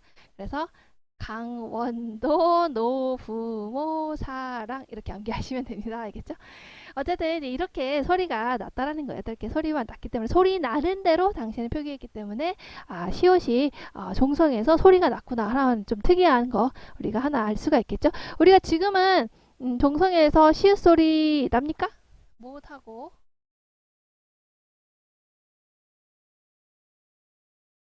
못하고 이렇게 하면 우리 종성에서 어떤 소리 나요? 우리 요 시옷이랑 요 발음을 구분할 수 있어요. 못 똑같죠. 그러니까 종성에서 우리는 다 디귿으로 발음이 나요. 근데 이 당시에는 중세국어는 특이하게 시옷이 종성의 발음에 났구나 라고 하는 거 좀 특이한 지점이기 때문에 하나 알아두시면 좋을 것 같아요. 그리고 또 제한된 환경에서는 또 반치음이 종성에서 소리가 나기도 했더라. 근데 여기서는 이제 뭐 그런 예가 나오지 않았기 때문에 여기서는 강원도 노부모 사랑 이게 이제 종성 자리에서 소리가 났기 때문에 이 8자리만 소리가 발음이 났기 때문에 소리 나는 대로 표기하다 보니 8개의 자음으로 표기가 됐구나. 그래서 원래는 이 치읓이 형태인데 치읓이 아니라 시옷으로 발음이 났었구나. 특이하구나. 현대국어는 이렇게 시옷으로 발음 안 나는데 중세국어는 시옷으로 발음 나서 시옷으로 적었구나 라고 하는 거. 그리고 이거를 팔정성법이라고 하는구나. 종성을 줬는데 8개의 소리로 적는구나 라는 거 하나 알아두시면 좋을 것 같아요. 그리고 나서 사마띠 했을 때 우리가 D 부분에서 바로 구개음화 현상을 알 수가 있죠. 우리가 지금 현대 이제 구개음화에서는 이제 디귿과 이제 디귿과 그리고 뒤에 이제 모음으로 시작하는 형식 형태서 붙을 경우에 디귿이 지읒으로 변하는 현상 우리 이렇게 배웠죠. 중학교 때 배웠나? 뭐 이렇게 배웠죠. 근데 이렇게 배웠는데 이걸 구개음화 현상이라고 지금 얘기를 하는데 당시에는 보시면 사마티 해서 여기서 그러면 이 디귿이 이 모음을 만났기 때문에 지읒으로 변해야 되는 거 아닌가 하는데 변하지 않았다라고 하는 게 특징이에요. 그래서 구개음화의 관점에서 예를 보자면 자 보시면 구개음화는 방언에 따라 나타나는 시기가 약간씩 차이가 있지만 대체로 근대 한국어 시기에 새로 생겨났다는 거예요. 그래서 중세국어 시기에는 이제 구개음화 현상이 나타나지 않았다는 거죠. 왜 구개음화 현상이 나타나지 않았냐? 라고 생각하신다면 우리가 간단히 생각을 해보면 구개음화라는 게 뭐예요? 구개음이 아닌 것이 구개음이 되는 거죠. 지금은 지읒이 구개음이지만 당시에는요. 이 지읒 발음이 구개음이 아니었어요. 그러니까 구개음이 없었어요. 당시엔 아예. 구개음이 아니고 지읒은 치음이었거든요. 그러다 보니 구개음이 없잖아요. 없으니까 아예 구개음화 현상 자체가 일어나지 않았던 거죠. 언제? 15세기 중세 한국어 시기예요. 그래서 우리가 이때는 자음체계에 경구개음이 아예 없었어요. 경구개음이 없었기 때문에 구개음이라는 게 없었기 때문에 구개음화가 일어날 수 있는 조건 자체가 되지 않았죠. 구개음이 없는데 뭘 구개음으로 변해요. 그렇죠? 그러다 보니 이때는 구개음이 일어나지 않는 형태가 나타났구나 라는 걸 알 수가 있죠. 그리고 구개음화 현상은 여러 가지가 있어요. 디귿 구개음화도 있고 기역 구개음화도 있고 히읗 구개음화도 있고 니은 구개음화도 있는데 여기서는 디귿이 지읒으로 변하는 그 현상만 맞춰서 보면 바로 이것은 디귿 구개음화에 대한 거거든요. 디귿 구개음화는 지금 현대에서는 바로 이제 형태소 경계에서 일어나지만요. 당시에는 한 단어 안에서도 이렇게 일어났다라는 거예요. 지금은 어때요? 형태에서 경계에서 일어나잖아요. 그래서 굳이 이렇게 붙여서 굳이 했을 때 여기에 이제 이렇게 만나서 굳이로 발음이 나게 되는 것이죠. 근데 당시에는 이렇게 형태소와 형태소가 만나는 게 아니고 한 형태소 안에서 이 D라고 하는 한 형태소 안에서도 당시에는 있었다라고 보시면 됩니다.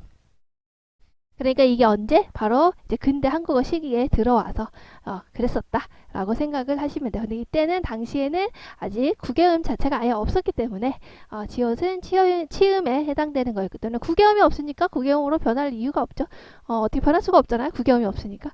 이 당시에는 구개음화 현상이 일어나지 않았구나 이렇게 생각하시면 됩니다. 어쨌든 우리가 말하는 거하고 문자는 말하는 건 대한민국의 말인데 말은 있는데 안녕하세요 이렇게 말은 있는데 안녕하세요를 표현하고 싶은 문자가 없다. 그래서 중국의 한자를 가지고 쓰니까 서로 문자하고 말이 통하지 않는다. 그 얘기예요.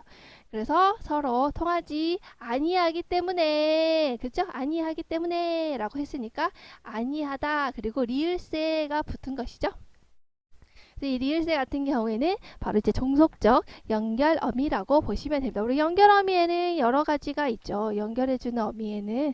그래서 연결어미라는 것은 이어진 문장의 앞절과 뒷절이 있거나 또 본영어과 보조영어를 이어주는 어미를 말하는데 이 경우에는 바로 이제 종속적으로 그러니까 앞절을 뒷절에 이끌리는 의미로 해주죠. 그러니까 우리가 문자가 서로 통하지 아니하였기 때문에 이러이러하다라는 거죠. 그렇기 때문에 이러이러하다 종속적으로 이어주고 있죠. 그래서 이 경우에는 뒤에 리을세가 바로 종속적 연결 어미로서 역할을 하고 있구나. 이제 그냥 뭐 그 정도로만 아시면 될 것 같습니다. 이렇게 말과 글이 서로 통하지 않으니까 이런 전차로 어린 백성이 느르고죠. 할 바가 있어도, 할 바에 있어도 이렇게 이런 전차로 이런 그런 까닭으로 전차는 이제 까닭으로 그러니까 말과 글이 서로 다른 거예요. 이제 그렇기 때문에 자 어린 여기서 이제 어리다 하나 체크해 두시면 될 것 같아요. 어리 자 어리에다가 니은이 붙고 관련사형 어미가 붙고 그 다음에 백성 그리고 이라고 하는 주격조사가 붙게 됐죠. 자 어리석은 자, 어리석은 원래 어리는 이제 지금은 나이가 적은 어리다, 영 이런 뜻을 가지고 있잖아요. 근데 15세기에서는 바로 의미가 이제 좀 다르게 나왔어요. 그래서 어리석은이라는 뜻을 가지고 있었습니다. 그래서 어리다라고 하는 우리가 이제 지금 현재 쓰는 어리다라고 하는 것은 바로 이제 16세기 이후에 국어에서 그러니까 당시 15세기에는 어리석은이라는 뜻으로 쓰였고 16세기 이후에 국어에서는 어리다라는 영의 뜻으로 쓰이게 되죠. 그래서 그런 까닭으로 말과 글이 서로 같지 않으니까 그래서 어리석은 우리 백성들이 백성이라고 해가지고 주격서사 붙었죠. 이제 니르고저 그래서 니르고저 했을 때 니르고저를 한번 볼까요? 니르고저 그러니까 말을 하고 싶다, 이루고 싶다, 말하는 거. 그래서 말하는 거 이루고 싶은데 이제 이럴 때 이제 여기 체크할 부분은 이제 두음 법칙이 일어나지 않았다라고 하는 점 하나 체크해 두시면 될 것 같습니다. 우리가 이제 두음 법칙 같은 경우에도 좀 더 늦게 일어났어요. 아까 구개음화 현상이 여러 가지가 있다고 했잖아요. 디귿 구개음화, 기역 구개음화, 히읗 구개음화, 니은 구개음화가 있는데 여기서 이제 니은 구개음화하고 연결이 되는 거예요. 당시에 어쨌든 그 뭐였어요? 구개음화 현상 자체가 일어나지 않았죠. 구개음이 없었기 때문에 그랬기 때문에 일어나지 않았고 그러다 보니 두음 법칙도 일어나지 않게 된 것이죠. 그래서 일어나지 않은 거예요. 그래서 두음 법칙 같은 경우는 이 앞에 있는 이제 요 니은, 그러니까 니은 구개음화가 일어나야 이제 두음 법칙이 완성이 되는 거거든요. 니은 구개음화라는 것은 뒤에 이제 이 모음이 구개음이에요. 그래서 이 구개음에 서로 영향을 받아서 앞에 니은이 이제 구개음으로 이제 음성적으로만 변하는 것을 얘기를 합니다.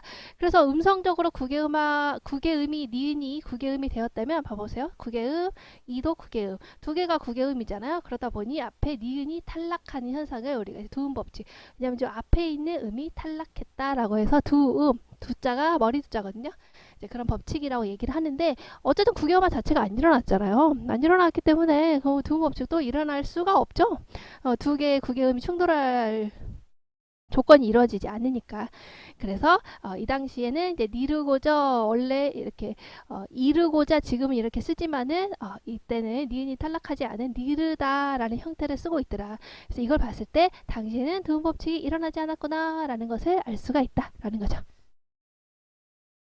그래서 역시 이런 두입 법칙의 적용은요 주로 18세기가 되어야 많이 나타나는 현상이라고 보시면 됩니다. 자, 그래서 니르고저 하올바이 이렇게 했을 때 우리가 보시면은 홀바이 했는데 요거 이렇게 하올바이 이렇게 써죠. 자, 이거를 이제 분석을 하면 이제 이런 식으로 나오는데 이것도 조금 이제 난이도가 있는 내용이에요. 그래서 여기서 이제 중점을 두고 봐야 될 것은 이게 해석을 하면 하다에다가 오라고 하는 선어말 어미가 붙고 자, 그 다음에 리을 여린 히읗이라고 하는 우리가 관형사인 전사의미가 붙고 그 다음에 의존명사 붙고 주격서사가 붙은 것이다. 이렇게 해석을 할 수가 있는데 여기서 이제 첫 점은 우리가 이제 요거를 한번 보도록 합시다. 이거 현대국어에 없는 현상이기 때문에 한번 볼까요? 중세국어에서는요 특이한 게 있었는데 이제 오나 우가 붙었다는 거예요. 오가 붙거나 우가 붙거나 하는 것은 이제 앞에 오는 것이 이제 양성 모음이 올 경우, 이제 음성 모음이 올 경우 이제 이런 경우에 이렇게 다르게 붙는 현상입니다. 그리고 이제 이거는 어미 앞에 붙었기 때문에 우리가 이제 선어말 어미라고 표현을 하죠. 그래서 이렇게 짝대기 두 개가 이렇게 뒤에 붙어 있죠. 그래서 왜냐면 어미 앞에 붙고 어간 뒤에 붙고라는 뜻이에요. 그래서 어미 앞에 붙었기 때문에 선어말 어미라고 하는데 오라고 하는 형태가 여기 숨겨져 있다라고 하는 게 가장 큰 특징이라고 보시면 됩니다. 자, 오 같은 경우에는 이제 붙는 위치를 가지고 여러분들이 생각을 하시면 돼요. 일단 이제 화자표지법이라는 게 있고 이제 대상 표현이라는 게 있는데, 일단은 화자표지법 같은 경우에는 주어가 1인칭일 경우에 선어말 어미로 이제 오가 실현이 된다라고 하는 거예요. 주어가 1인칭일 때 어디 바로 서술어에 오가 쓰인다라고 하는 거고요. 대상 표현 같은 경우에는 이제 이렇게 꾸며주는 관형사절이 이렇게 꾸며주는 경우에 나타난다고 생각하시면 돼요. 그래서 관형절 속에 있는 서술어하고 그 관형절에 있는 중심어가 목적어나 서술어의 관계에 있을 때 이제 오가 나타나게 되는 현상. 이것을 우리가 이제 대상 표현이라고 하죠. 그래서 결론적으로 얘기를 하자면 이거 이제 서술어에 나타난 게 아니고 니르고죠. 그러니까 말하고자 이루고자 하는 바라고 하는 바로 이렇게 꾸며지고 있죠. 뒤에 바를 이렇게 꾸며지고 있는, 우리가 이제 관형절 속에 있는 거를 얘기하고 있기 때문에 우리가 이제 대상 표현으로 쓰였다라고 보시면 됩니다. 이 경우에는. 그래서 우리가 이제 화자표지법이라고 하는 것은 이제 주어가 1인칭인 경우에 서술어에 쓰이는 건데요. 그냥 얘만 보세요. 어차피 이건 아니기 때문에 얘만 보시면 하늘 아래 나쁜 조나다, 나만 지금 존귀하다, 하늘 위나 하늘 아래에 나만 존귀하다, 이렇게 얘기를 하는 건데, 하늘이나 하늘 아래에 누구? 나만, 그죠? 나만 요걸로 해석을 해보면 존귀하다 오가 들어가 있죠. 이 오가 왜 들어갔냐, 서술어에 왜 들어갔냐 라고 한다면 앞에 이제 1인칭이 쓰였기 때문에 들어간다라는 거죠. 하지만 이 경우에는 우리가 이제 주어가 백성이죠. 백성이 이루는 것이죠. 그런데 이걸 말하고 있는 사람은 누구예요? 세종이 지금 읽고 있잖아요. 말하고 있는 거잖아요. 세종이 이렇게 말하고 있는 거기 때문에 서로 같지 않기 때문에 화자표지법은 아니다라고 볼 수가 있죠. 그렇다면 관형절 속에 있는 서술어하고 중심어가 보시면 이루고자 하는 바가 라고 했죠. 그럼 요하고 이루고자 하는 바, 그래서 바하고 요 하는을 보시면 이루고자 바를 한다. 내가 이런 것을 이루고자 한다. 내가 이 바를 이루고자 한다. 그죠? 백성이 이러한 바를 이루고자 한다. 바를이라고 하는 목적어죠. 그래서 목적어와 서술어의 관계죠. 이러이러한 것을 백성이 이런 바를 이루고자 한다 라고 해서 목적어와 서술어의 관계잖아요. 그래서 여기 이제 오가 들어가게 된 거다, 이렇게 보시면 됩니다. 그리고 이제 여기 관형사형 전성어미 쓰였죠. 바로 이 리을 여린 히읗이라고 하는 관형사형 전성어미가 쓰여서 뒤에 이제 바라고 하는 바로 의존명사를 수식을 해주고 있습니다. 그래서 관형사정 전성어미는 문장 속에서 관형어로 기능하는 절 있죠. 여기 같은 경우는 주어 서술어가 나와 있기 때문에 백성이 이루고자 하는 주어 서술어가 나와 있기 때문에 절이고요. 수식을 하고 있죠. 뒤에 게 수식을 하기 위해서 관형사는 전성어미를 이제 이렇게 붙이는데, 그 중에서 여기는 리을 여린 히읗이 쓰였구나. 그리고 이제 바 같은 경우에는 우리가 바는 어때요? 이렇게 하고요. 뒤에 이제 이가 붙었죠. 자, 그 이루고자 하는 바가 있어도 이렇게 표현을 하는 거잖아요. 그래서 이 경우에 의존명사 쓰였고, 이라고 하는 주격조사가 쓰였죠. 우리가 주격조사 뭐라 그랬어요? 바로 이렇게 모음인데, 이 모음이나 반모음, 이 모음 이외의 모음 뒤에는 이가 붙는다고 했죠. 그래서 이렇게 바하고 이가 붙어서 배로 이렇게 쓰이게 된 거다. 그래서 그러한 바가 있어도 이시어도, 이시다에다가 어도 이렇게 붙어서 이시어도 해서 있어도의 의미를 가지고 있습니다. 그래서 어쨌든 여기까지 내용이 뭐예요? 바로 말과 글이 서로 달라서 그런 까닭으로 어리석은 백성이 뭔가 말하고 싶은데 그런 바가 있어도, 그런 뜻이죠. 자, 그 다음에 이어서 이제 마참내 제 뜻을 실어펴지 못할 놈이 하니라 라고 나와 있죠. 자, 그래서 앞에 뭐라고 그랬어요? 앞에 이런 전차로 어린 백성이 말하고 싶은 게 그런 것들이 있어도 마침내, 자, 마침내 이 부분만 일단 보도록 합시다. 마침내 했을 때 우리가 이제 마치다에다가 음이 붙어서 이제 명사를 만들어낸 거예요. 우리가 이제 전미파생법이라고 하죠. 그래서 어근에 파생 전미사를 뒤에 이렇게 붙여서 이 어근에 파생 전미사를 이렇게 붙여서 새로운 단어를 만드는 방법을 우리가 전미파생법이라고 합니다. 그 중에서도 우리가 명사를 이제 파생해서 했기 때문에 우리가 이제 명사 파생 전미사가 붙어서 이제 명사를 만들었다. 자, 그래서 어근에 이제 파생 전미사를 붙여서 새로운 단어를 만드는 방법을 전미파생법이라고 하고 이제 명사를 결과적으로 만들었기 때문에 우리가 이제 이것을 이제 명사 파생 전미사라고 하죠. 근데 여기서 이제 포인트가 왜 이거를 포인트라고 잡았냐면 현대국어와 다르기 때문이에요. 일단 중세국어의 명사를 만들어내는 전미사에는 이 아래아가 붙은 음이랑 음이 있죠. 두 개가 선택되는 것은 앞에 붙은 것이 이제 양성 모음이냐, 음성 모음이냐에 따라서 이제 선택이 되는 거라고 생각을 하시면 됩니다. 그래서 우리가 이제 보시면은 이제 사람 했을 때 예전에 살다에다가 이 음이 아래가 붙은 여기 양성 모음이기 때문에 붙고 그 다음에 우리가 이어적기 된다고 했죠. 뒤에 모음으로 시작되는 것이 왔을 때 이렇게 모음 이어적기 해서 사람 이렇게 식으로 이제 명사를 만들어냈다라고 하는 거죠. 자, 그런데 우리가 이제 현대 국어하고 차이가 있다라는 거예요. 이게 이제 포인트죠. 당시에 이제 명사를 파생하는 전미사 이렇게 있는데, 현대국어에 와서는 이제 명사 파생 전미사도, 현대국어에서는 명사를 만들어내는 전미사도, 명사형 어미도, 명사형 어미라는 것은 이제 명사가 그러니까 원래 동사나 형용사인데 잠깐 명사인 척 하는 거예요. 두 개 차이점이 뭐냐면 얘는 파생해서 완전히 명사로 바꿔주는 거고 얘는 명사인 것 같지만 사실은 동사나 형용사의 특징을 가지고 있는 거죠. 그래서 얘는 완전히 명사이기 때문에 앞에 관형어의 뭐 수식을 받는다든지 뒤에 이제 조사가 붙는다든지 이게 명사로서의 특징을 지니고 있지만 얘는 명사인 척 하지만 사실 명사가 아니라 동사나 형용사잖아요. 그러니까 앞에 부사의 수식을 받게 되는 그런 차이점을 가지고 있죠. 형태는 똑같아도. 그래서 현대국어에서는 명사를 만드는 명사파생 전미사도 명사형 어미도 모두 음이라고 하는 동일한 형태를 가지고 있지만 하지만 중세국어 같은 경우에는 명사를 만들어내는 이 전미사가 바로 어때요? 아래아가 붙은 음이었고 그리고 명사형 어미는 바로 음으로 이게 형태가 서로 구별이 되었다라고 하는 게 이제 현대국어와의 큰 차이점이라고 보시면 돼요. 중세국어와 그러한 차이점이 있기 때문에 우리가 이제 중요한 포인트로 해서 잡게 된 거라고 보시면 됩니다. 근데 이제 근대국어에 들어오게 되면서 우리가 아까 서나말어미 오우라는 게 있었잖아요. 화자를 표시한다든가 대상 표시를 한다든가 하는 그 특이한 서나말 어미가 이제 근대국어에 가게 되면 오우가 사라지게 돼요.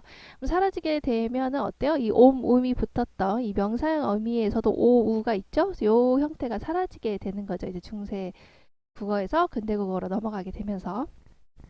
그래서 이게 사라지게 되면서 결과적으로 현대에 오게 되면은 이제 명세 파상 전미사와 명사형 어미가 모두 이제 아래가 붙은 음이랑 그냥 음으로 이렇게 하나로 통일이 되게 됩니다. 그러다가 이제 현대국어로 오면서 이제 모두 음의 형태로 바뀌게 되죠. 아시겠죠? 자, 그래서 우리가 이제 그런 식으로 파악을 하는 게 좋을 것 같습니다. 그런 식으로 해서 이제 여기서 이제 이거를 좀 중요한 포인트로 보고 있는 것 같아요. 중세에서는 이게 바로 명사 파생 전미사로서 아래아가 붙은 음이나 이제 그냥 음이 쓰였는데 그리고 명사를 만드는 명사형 어미는 음이었는데 얘가 차이가 있었는데 현대국어는 둘 다 차이 없이 음의 형태를 지니고 있더라. 그래서 이거를 여러분들이 잘 생각해 두시면 될 것 같아요. 그리고 이 마참이 됐죠? 그 다음에 이 마참 뒤에 네가 붙어서 우리가 이제 부사를 만들게 됩니다. 역시 이제 부사를 만들었으니까 부사, 파생, 전미사가 되겠죠? 역시 부사 파생법도 명사 파생법이랑 똑같게 어근에 이제 전미사가 붙어서 새로운 부사를 만드는 파생법을 부사 파생법이라고 해요. 그래서 체연에다가 이제 전미사가 이제 부사를 파생하는 전미사가 붙어서 우리가 부사를 만든 것이죠. 그래서 마참 체연에다가 명사니까요. 체연에다가 명사에다가 네라고 하는 이제 부사 파생 전미사가 붙어서 이게 이제 마참네가 이제 부사가 되게 되는 겁니다. 자, 마참내 이어서 여기 네는 이 앞에 이 마참내 그 네예요. 요 네. 이렇게 자르다 보니까 여기서부터 이제 보시면 되겠죠? 이제 마참내 뭐예요? 제 뜻을 실어퍼지 제 뜻을 실어 펴지 못할 놈이 많다. 이렇게 하니라. 볼까요? 제 뜻을 했을 때 이 제, 요 뜻을 이걸 한번 볼까요? 여기서 이제 중요한 포인트는 뒤에 이제 관용격 조사 2가 붙었다라고 하는 거예요. 우리가 관용격 조사 한번 했었죠. 앞에서 우리가 이제 그 어디지? 여기 나란 말싸미 했을 때 요 관용격 조사 했었죠. 선행체현의 특성에 따라서 이렇게 관용격 조사가 선택이 된다고 했는데 하나 안 했었거든요. 2를 안 했는데 여기 나오더라고요. 그래서 2를 하나 더 추가해서 보시면 좋을 것 같습니다. 아래아가 붙은 의하고 의가 붙는 이 경우에는 또 하나의 조건이 있어요. 일부러 복잡할까봐 안 했는데 자음으로 끝나는 체현 D 자음으로 이제 끝나는 체현 이 조건이랑 뒤에 붙고요. 그리고 또 2로 끝나는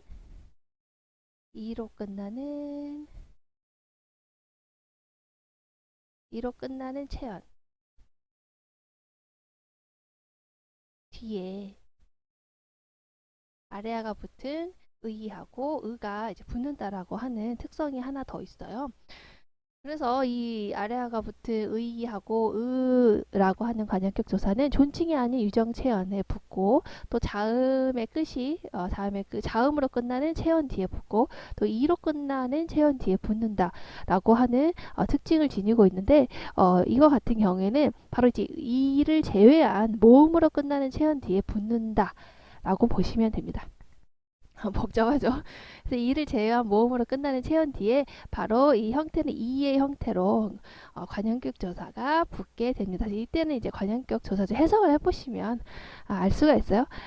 그래서 이제 예시가 하나 있는데 예시를 적어놨죠. 선생님이 보시면 장자의 집에 세 분이 나아가시어 이런 뜻인데 중요한 건 여러분 이거만 보시면 되겠죠. 장자니까 앞에 게 이를 제외한 모음으로 끝났죠. 아로 끝났죠. 그러니까 뒤에 이라고 하는 관용격 조사가 붙었구나. 관용격 조사인지 알 수 있는 걸 해석을 해보시면 되는 거예요. 장자의 집에라고 해석이 되잖아요. 다른 집도 아니고 장자의 집에 의로 해석이 되니까 관용격 조사가 쓰였구나. 이것도 보시면은 저의 뜻을 제 뜻을 꾸며주는 걸로 쓰였죠. 그러니까 이거는 뒤에 붙은 이는 관용격 조사구나 라는 것을 이제 해석을 해보시면 알 수 있는 부분입니다. 자, 그리고 나서 제 뜻을 했을 때 우리가 뜻 했을 때 또 중요한 이제 또 포인트로 볼 수 있는 게 무엇이냐면 바로 비읍뜻이라고 하는 어두자음근이 쓰였다라는 거예요. 시험에 많이 나오죠. 그래서 어두자음근이 쓰였다.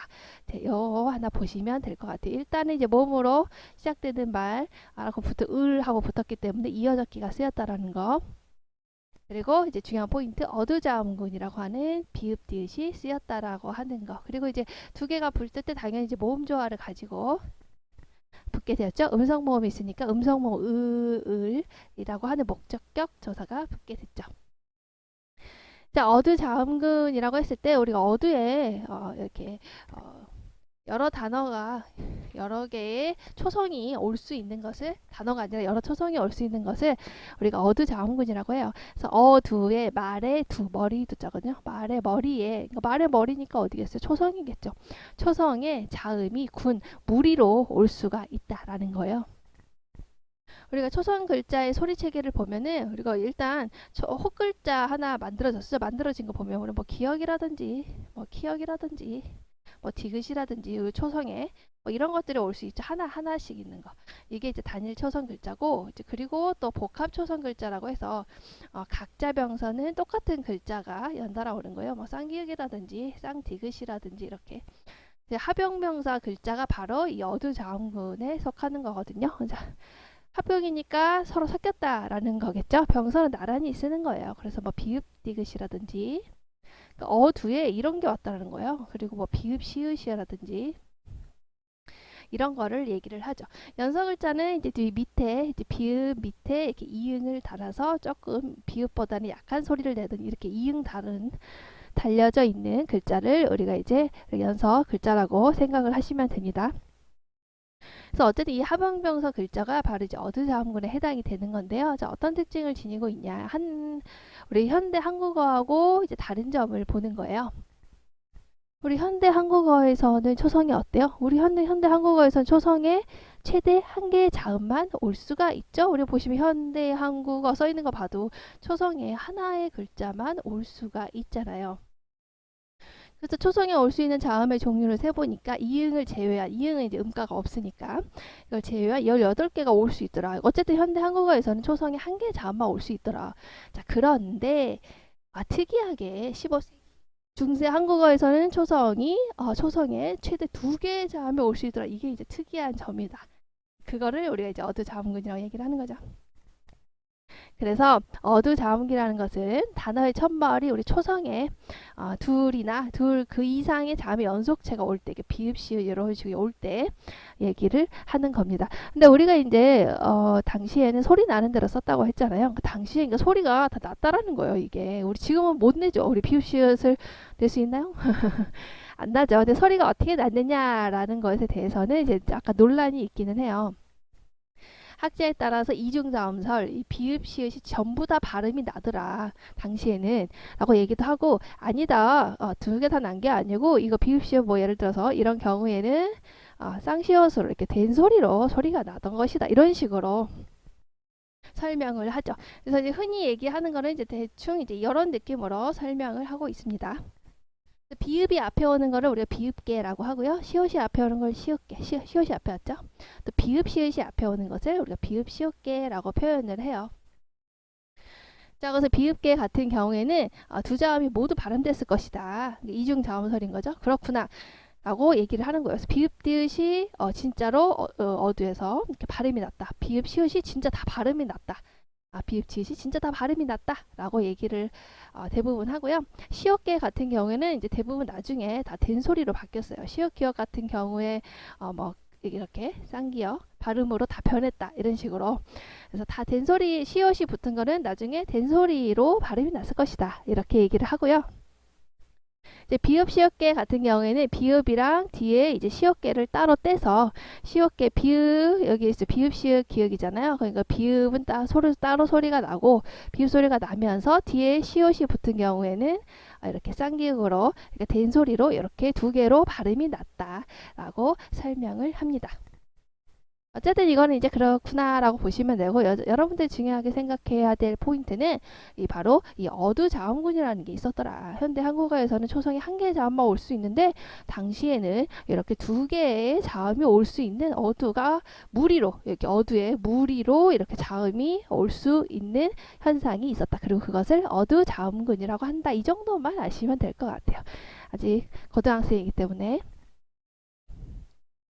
자, 그리고 앞에 이제 을이라고 하는 목적격 조사 뜨들 했을 때 여기 목적격 조사가 붙었죠. 자, 목적격 조사는 역시 뭐예요? 앞말에 목적어의 자격을 부여하는 조사를 우리가 목적격 조사라고 이야기를 합니다. 그래서 이것도 이제 어떻게 또 소리가 나냐, 앞체원의 끝소리가 어떻게 끝나냐에 따라서 이제 여러 가지 변이 형태 중에 선택을 하는 거예요. 일단 모음으로 끝났으면 르계열로 발음이 난다라고 생각하시면 되고, 자음으로 끝났으면 을계열로 발음이 난다 이렇게 생각하시면 될 것 같아요. 그래서 앞에 게 양성 모음이면 이렇게 아래아가 들어간 거, 앞에 게 음성 모음이면 으가 들어간 거, 이런 식으로 생각하시면 되고, 자음으로 끝났는데 앞에 게 양성 모음으로 끝났으면 아래아가, 앞에 게 자음으로 끝났는데 음성 모음으로 끝났으면 을이 붙는다 이렇게 생각하시면 됩니다. 그래서 이거 같은 경우에 태자가 하늘이 가리시어 이렇게 예를 써놨잖아요. 태자가 하늘을 가리시어 라는 뜻인데, 중요한 거는 여러분들이 여기 목적격에서 어떻게 붙냐, 태자 했을 때 자 모음으로 끝났구나, 모음으로 끝났는데 우리가 어때요? 음성 모음으로 끝났죠. 그러니까 양성 모음으로 끝났죠. 그러니까 이렇게 양성 모음에 해당되는 요 목적격 조사가 붙었구나, 이제 그걸 아시면 되죠. 그래서 이거 뜻을 했을 때 우리가 뜻이잖아요. 어때요? 으가 붙었죠? 으가 붙었기 때문에 우리가 뒤고 자음으로 끝났죠? 자음으로 끝났으니까 요 중에 선택이 되겠구나. 을로 끝났으니까 음성 모음인 요 을이 선택이 된 거구나. 뭐 이렇게만 아시면 될 것 같아요. 그래서 자기의 뜻을 어때요? 자, 시러퍼디 했을 때 우리가 시러펴디는 능이 펴지라고 해석을 할 수가 있는데요. 자, 능이 했을 때 우리가 실하고 어가 붙었어요. 이 어가 바로 이제 부사를 파생시키는 전미사에 해당이 됩니다. 그래서 우리 용언 어간에 시다라고 하는 용언 어간에 전미사 어가 붙어가지고요. 이렇게 전미사 아나 어 중에도 선택을 하겠죠. 거기서 이제 붙어가지고 역시 양성 모음이냐 음성 모음이냐에 따라서 그래서 이렇게 붙어가지고 부사를 만들게 되죠. 능이라고 하는 뜻을 가진 이런 부사를 파생을 시켰어요. 그래서 비슷한 예로 비릇 하고 붙으면 또 어때요? 어가 달라붙게 되겠죠? 파생 전미사로서 음성 모음 여기 으가 있으니까 그래서 비르서 이런 식으로 파생이 됐다. 그렇구나 보시면 되죠. 그래서 능이 그러니까 펴긴 펴는데 능이 펴지 못한다. 뒤에 있는 이제 이것을 수식하기 때문에 우리가 이제 부사라고 보는 거예요. 요즘에는 이제 안 쓰는 단어죠. 그래서 부사 파생법이 쓰였다라고 하는 거. 그리고 우리가 앞에서 국외음화 얘기를 했었죠. 국외음화 어때요? 당시에는 아직 국외음이라는 게 없었다. 우리가 디귿이랑 뒤에 이렇게 모음이 만나서 이 모음이 만나가지고 우리가 지읒으로 변하는 현상을 디귿 국외음화라고 했는데 그게 되려면은 국외음이라는 게 있어야 국외음으로 변하잖아요. 근데 당시에 중세국어에서는 아직 국외음이라는 게 없었다. 그러니까 뭐 국외음으로 변하는 국외음화 자체도 일어날 수가 없었겠죠. 그래서 디귿 국외음화가 아직 일어나지 않았구나. 그래서 펴지라고 이렇게 하지 못하고 이렇게 국외음으로 변하지 못하고 그냥 펴디로 발음이 됐구나 이렇게 써져 있구나 이렇게 보시면 됩니다. 그래서 어쨌든 능이 펴지 못했다라는 거예요. 그러니까 말과 글이 다르고 뭐 이러니까 자신이 말하고 싶은 게 있고 자기가 표현하고 싶은 게 있는데 그것을 능이 이렇게 내가 제대로 펼쳐내지 못했다는 거야. 그럼 펼쳐내지 못할 놈이 해서 못할 놈이도 볼까요? 못할 놈이 못하다에다가 그리고 여기 관형사형 만드는 어미가 붙었죠. 그 다음에 놈. 자, 놈 같은 경우에는 뭐예요? 바로 이제 의미가 축소됐다는 거에 포인트를 두시고 보시면 될 것 같아요. 원래는 사람 전체를 말하는 거였는데 이건 학습활동에도 뒤에 나오거든요. 당시 중세국어에서는 이런 못할 놈이 했을 때 이건 사람을 뜻하는 거다. 비속어가 아니에요. 근데 요즘에는 이제 이건 약간 남자를 비하하는 말로 의미가 변하게 됐죠. 그래서 당시에는 사람을 전부 다 뜻하는 말이었는데 지금은 남자를 비하하는 말로 변했기 때문에 의미가 축소된 예시구나 하나 보시면 될 것 같습니다. 그리고 못할 놈이라고 했을 때 이는 주격조사고 앞에 여기 자음이 붙었기 때문에 이라고 하는 주격조사가 붙었구나. 그리고 한이다 라고 했을 때 그럼 못하는 자기의 말하고 싶은 바를 능히 펴지 못하는 사람이 한이다 했을 때 하다가 당시에 무슨 뜻을 가지고 있었냐? 많다, 크다의 의미를 가지고 있었다라는 것을 하나 추가해서 보시면 될 것 같아요. 그래서 우리가 이제 큰아버지를 옛날에 중세 말로 얘기를 하자면 바로 이제 한아버지 이렇게 얘기를 하거든요. 크다. 많다. 이제 그런 뜻을 가지고 있는 어휘였구나라는 거 하나 체크해 두세요. 자, 그럼 이어서 볼까요? 네, 이를 위하여. 이제 일부러 이제 읽기 쉽게 이렇게 띄어쓰기 해서 띄어 읽기 해가지고 하는 거예요. 어여삐 너겨 새로 28자를 맹가노니. 그래서 어제 백성들이 너무 어려워라 하니까 내가 이제 훈민정을 만들었다. 그런 내용이죠. 우리 주격조사 나에다가 이가 붙었다는 거 알 수 있죠. 주격조사 우리가 처음에 첫 시간에 했었잖아요. 주격조사 이게 있는데 여기에서는 이거죠. 모음 특히 이나 반모음 이 이외에 모음이 붙었을 경우에는 이의 모음으로 붙는다. 그래서 나 뒤에는 이가 붙어서 네로 이렇게 된다라는 거 있었죠. 자, 그 다음에 이를 역시 이제 목적격 조사가 붙었죠. 우리 목적격 조사에서 이제 모음, 양성 모음 뒤에 이렇게 형태가 붙은 거 찾아주시면 될 것 같습니다. 자, 내가 이를 위하여 내가 이를 위해서 어여쁘이 너겨. 그래서 보시면 어여쁘다라고 하는 거 하나 체크해 두시면 될 것 같아요. 자, 어여쁘다라는 게 이제 의미가 바뀌었거든요. 그래서 보시면은 원래 이제 중세에는 불쌍하다라는 뜻이었고, 근데 그게 이제 현대국어로 오면서 아름답다라는 뜻으로 변했어요. 그래서 이런 걸 우리가 이제 의미 이동이라고 하거든요. 이거 하나 체크해 두세요. 그래서 15세기 국어에서는 어여쁘다 형용사로 이제 쓰였을 경우에는 불쌍하다라는 뜻으로 쓰였지만, 또 부사로 쓰였을 경우에는 이제 불쌍하다, 아름답다의 두 뜻으로 쓰였어요.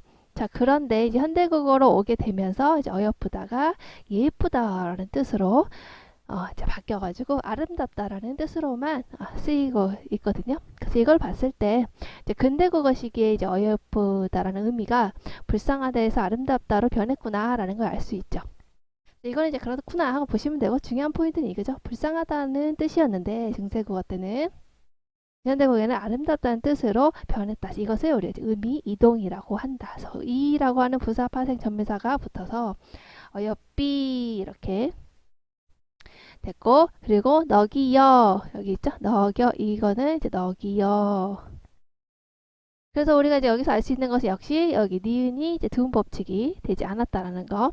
그래서 두음 법칙이 적용되지 않았다가 시간이 흘러서 이제 근대국어로 가면서 여기다 반몸 이가 첨가가 돼요. 그러면서 여로 바뀌었다가, 자, 이것이 이제 현대국어로 오면서 두음 법칙의 적용을 받아서 니은이 탈락하면서 여기다로 형태가 변하게 됩니다. 그래서 너기여서 이거를 합쳐서 우리가 이제 기이여 합쳐서 보면 겨가 되겠죠. 그래서 이것을 불쌍히 여겨라고 하는 뜻으로 해석하시면 될 것 같아요. 그래서 내가 새로, 로자가 이제 부사, 파생, 전미사, 내가 새로. 자, 28자를 했을 때 우리가 하나 체크해야 될 거는 이제 원순모음화 현상이 이 당시에 중세국어에는 일어나지 않았다라고 하는 거 찾아주시면 될 거예요. 스물에서 이 물자 이거 보시면, 그래서 원순모음화가 무엇이냐라고 하면 원순이라고 해서 원은 이제 동그랗다는 거잖아요. 순은 입술이 동그래지는 이제 그런 모음으로 이제 변하는 것인데, 우리가 이제 물자 했을 때 이 미음이 우리 어때요? 이제 입술에서 나는 양순음이죠. 입술에서 나잖아요. 그래서 우리가 애들이 말 처음 배울 때 제일 먼저 하는 말이 뭐예요? 엄마 하잖아요. 그래서 왜냐면 그게 입술에서 나는 무 발음이 입술에서 나기 때문에 가장 빨리 할 수 있는 거죠. 그리고 무 발음이 입술에서 나는 거기 때문에 그거에 영향을 받아서 으라고 하는 이제 평순 모음이 동그랗게 이렇게 동그랗게 입술을 동그랗게 하는 그런 원순 모음으로 변하는 현상이 우리가 원순 모음화 현상이라고 해요. 자, 그래서 평순 모음이었던 으가 여기 위에 있는 양순음의 영향을 받아서 원순 모음인 우로 변하는 음운 현상을 우리가 원순 모음화라고 하는데요. 이 원순 모음화도 역시 중세에는 나타나지 않고 17세기부터 나타나기 시작을 해요. 근데 국어나 가서. 그래서 이거는 이제 모음이 어쨌든 으라고 하는 모음이 미음이라고 하는 양순음에 닮아가는 거기 때문에 동화현상이라고 할 수가 있고요. 일종 동화현상이라고 할 수가 있고요. 그리고 원순 모음화는 이때의 원순 모음화는 형태소 내부에서 활발하게 일어나서 아예 형태 자체를 변형시키는 식으로 변했어요. 그래서 물에서 이 앞 위에 있는 양순의 영향으로 이렇게 물로 바뀌고, 그리고 머물다에서 역시 미음 양순음의 영향으로 물 이렇게, 자, 양수는 비읍의 영향으로 불, 이렇게 양수는 피읍의 영향으로 이렇게 풀. 그래서 아예 이제 이렇게 바뀐 다음에 형태가 이렇게 굳어지게 됐죠. 그래서 지금은 물이라고 하고 그냥 머물다, 그리고 풀 이렇게 아예 고정이 됐다. 근데 여기서 이제 우리가 중요하게 생각해야 될 포인트는 방금 말했듯이 28자 요 물에서 요 양수 모음화가 이 당시에는 일어나지 않았다라고 하는 점을 생각하시면 될 것 같아요. 자, 그래서 28자를 맹간어니, 그래서 보시면 여기 보시면 이거죠. 맹간어니라고 써 있는데, 이거를 이제 다 풀어서 하면, 원형을 밝혀서 딱 풀어서 하면은 맹갈다가 이제 만들다라는 거거든요.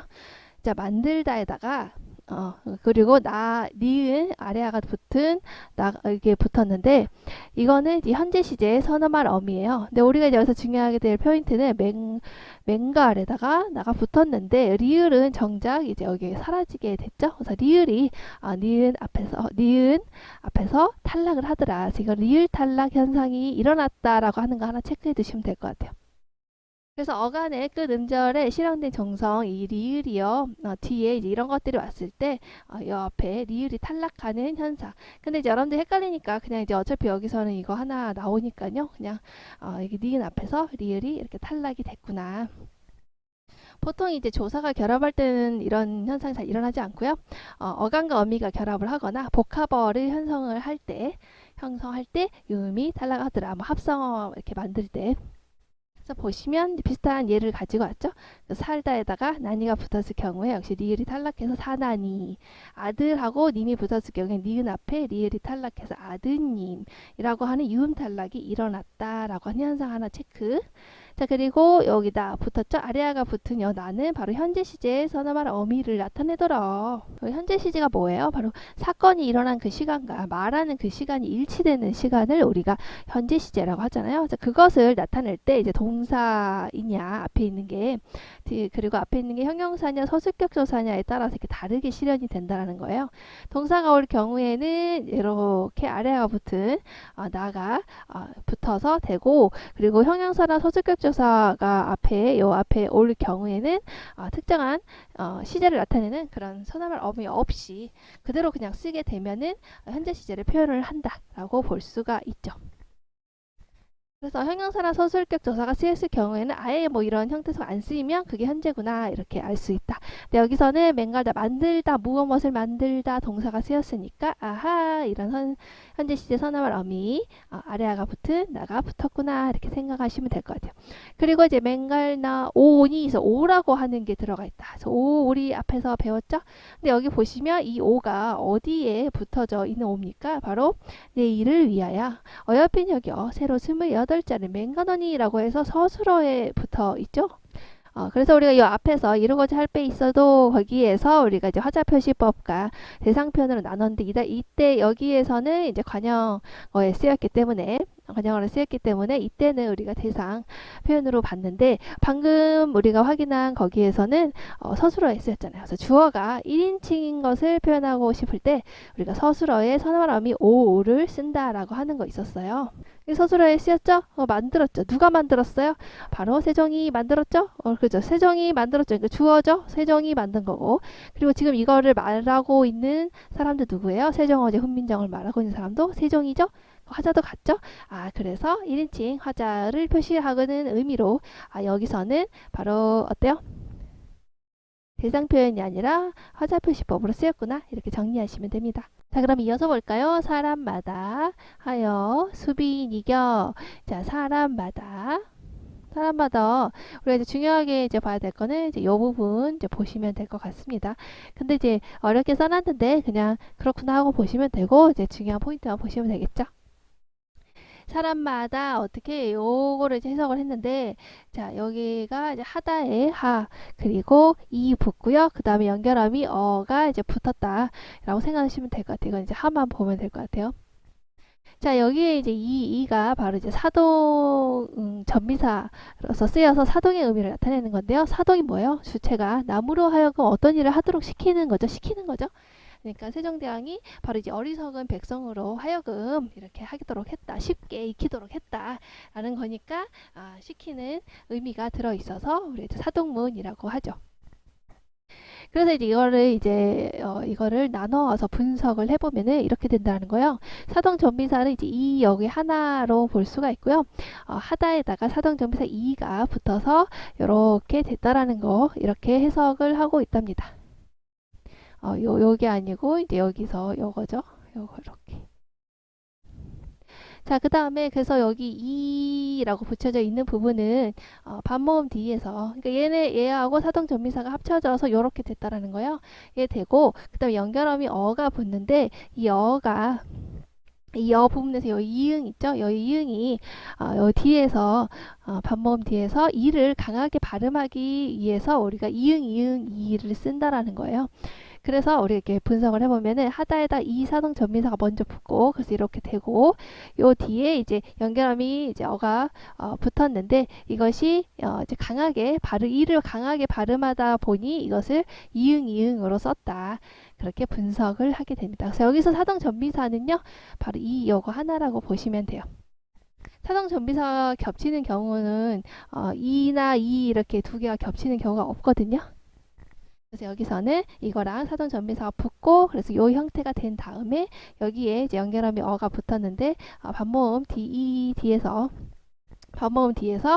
이 이응이 좀 더 강하게 발음하면서 우리가 이렇게 썼다라는 거예요. 그리고 어쨌든 이 글씨는 어때요? 이 이응이 요즘에 써요? 안 써요? 안 쓰죠. 그래서 지금은 사라진 글자라는 것만 알아두시면 될 것 같아요. 그리고 사동전미사에는 아주 다양한 사동전미사가 있는데 헷갈릴까봐 그냥 뺐어요. 사동전미사는 이 말고도 이, 히, 기, 오, 우, 호, 우, 고 아래아가 들어간 이거 하고요. 그리고 이제 이게 다 있거든요. 그런 것들이 붙어서 사동전미사 형성이 되는데 여기서는 이제 이에 관해서 설명을 하나만 써놨어요. 그래서 사동전미사 이 같은 경우에는 이 앞에 어간에 발음이 모음이면은 모음으로 끝났죠. 그래서 사동전미사 이가 붙었다고 보시면 됩니다. 여러분들은 이제 이렇게 사동전미사 붙고 어가 붙고 이게 이제 강하게 발음하다 보니 이응이응 이로 변했구나 라는 거 정도 아시면 되고 이건 현재 사라진 글자구나 이렇게만 아시면 될 것 같습니다. 그리고 수빈, 이겨 요거 해석을 해보면 쉽게 이기어 이렇게 쉽게 했을 때 이제 쉽다라는 거에다가 이가 붙었는데 이제 이 비읍이 여기 모음 사이에 들어가게 되면은 이하고 요 모음 사이에 들어가게 되면은 바로 이제 순경음 비읍으로 소리가 나게 돼요. 그래서 순경음 비읍에 대해서 잠깐 설명을 해보자면 순경음 비읍 같은 경우에는 우리가 연서법을 가지고 만들어졌다라고 해요. 그래서 이거는 이제 초성에서 글자를 이제 운영하는 여러 가지 방법 중에 하나인데요. 이제 그 책에 이렇게 써 있어요. 이응을 순음 아래에 이어 쓰게 되면 순경음이 된다. 순음 아래에다가 이응을 쓰게 되면 이렇게 순경음으로 바뀌어요. 비읍인데 이응을 밑에다가 쓰게 되면은 비읍 밑에다 이응을 쓰게 되면 그러니까 순경은 비읍으로 변한다. 원래 비읍인데 밑에 이응을 쓰면 순경은 비읍으로 변한다. 이걸 이제 연서법이라고 하거든요. 아래에다가 이어 썼다는 거예요. 옛날에는 이제 세로 쓰기를 했으니까 아래에다 쓴다는 거는 어디에 아래에 쓰는 거예요? 요 아래에 이렇게 쓰는 거겠죠, 그죠? 그래서 두 글자를 위아래로 이어서 새로운 글자를 만드는 방법이 연서법이고 주로 이제 순경 비읍 같은 경우는 우리말을 적는 데 사용이 되어져 있어요. 그래서 지금은 이제 사용되지 않은 이제 문자가 이제 순경 비읍이구나. 이것도 하나 체크해 두시면 될 것 같아요. 순경음 비읍 같은 경우에는 이미 15세기 후반에 모습을 보이고 있지 않아요. 지금은 역시 사라진 글자죠. 지금은 이제 소멸된 글자고요. 보통 이제 어떻게 변했냐. 뒤에 이제 붙는 순경음 비읍 뒤에 붙는 모음이 아나 어일 경우에는 반모음 오로 변했다는 거예요. 예를 들면 이제 글발 같은 경우에 이렇게 붙게 되면 요거가 합쳐져서 이제 왈 이렇게 변했다는 거. 그리고 뒤에 이어지는 모음이 아래아나 의일 경우에는 이 모음과 합쳐져서 오나 우로 변했다는 거. 그래서 아래아가 있으면은 이제 오로 변하는 것이고 여기 보시면 순경 비읍과 의가 만나서 우로 변하게 됐죠. 그리고 뒤에 붙는 모음이 이제 이가 이제 파생 전미사일 경우에는 순경 비읍이 탈락해서 이 경우거든요. 지금 이게 이 경우에 해당이 돼요.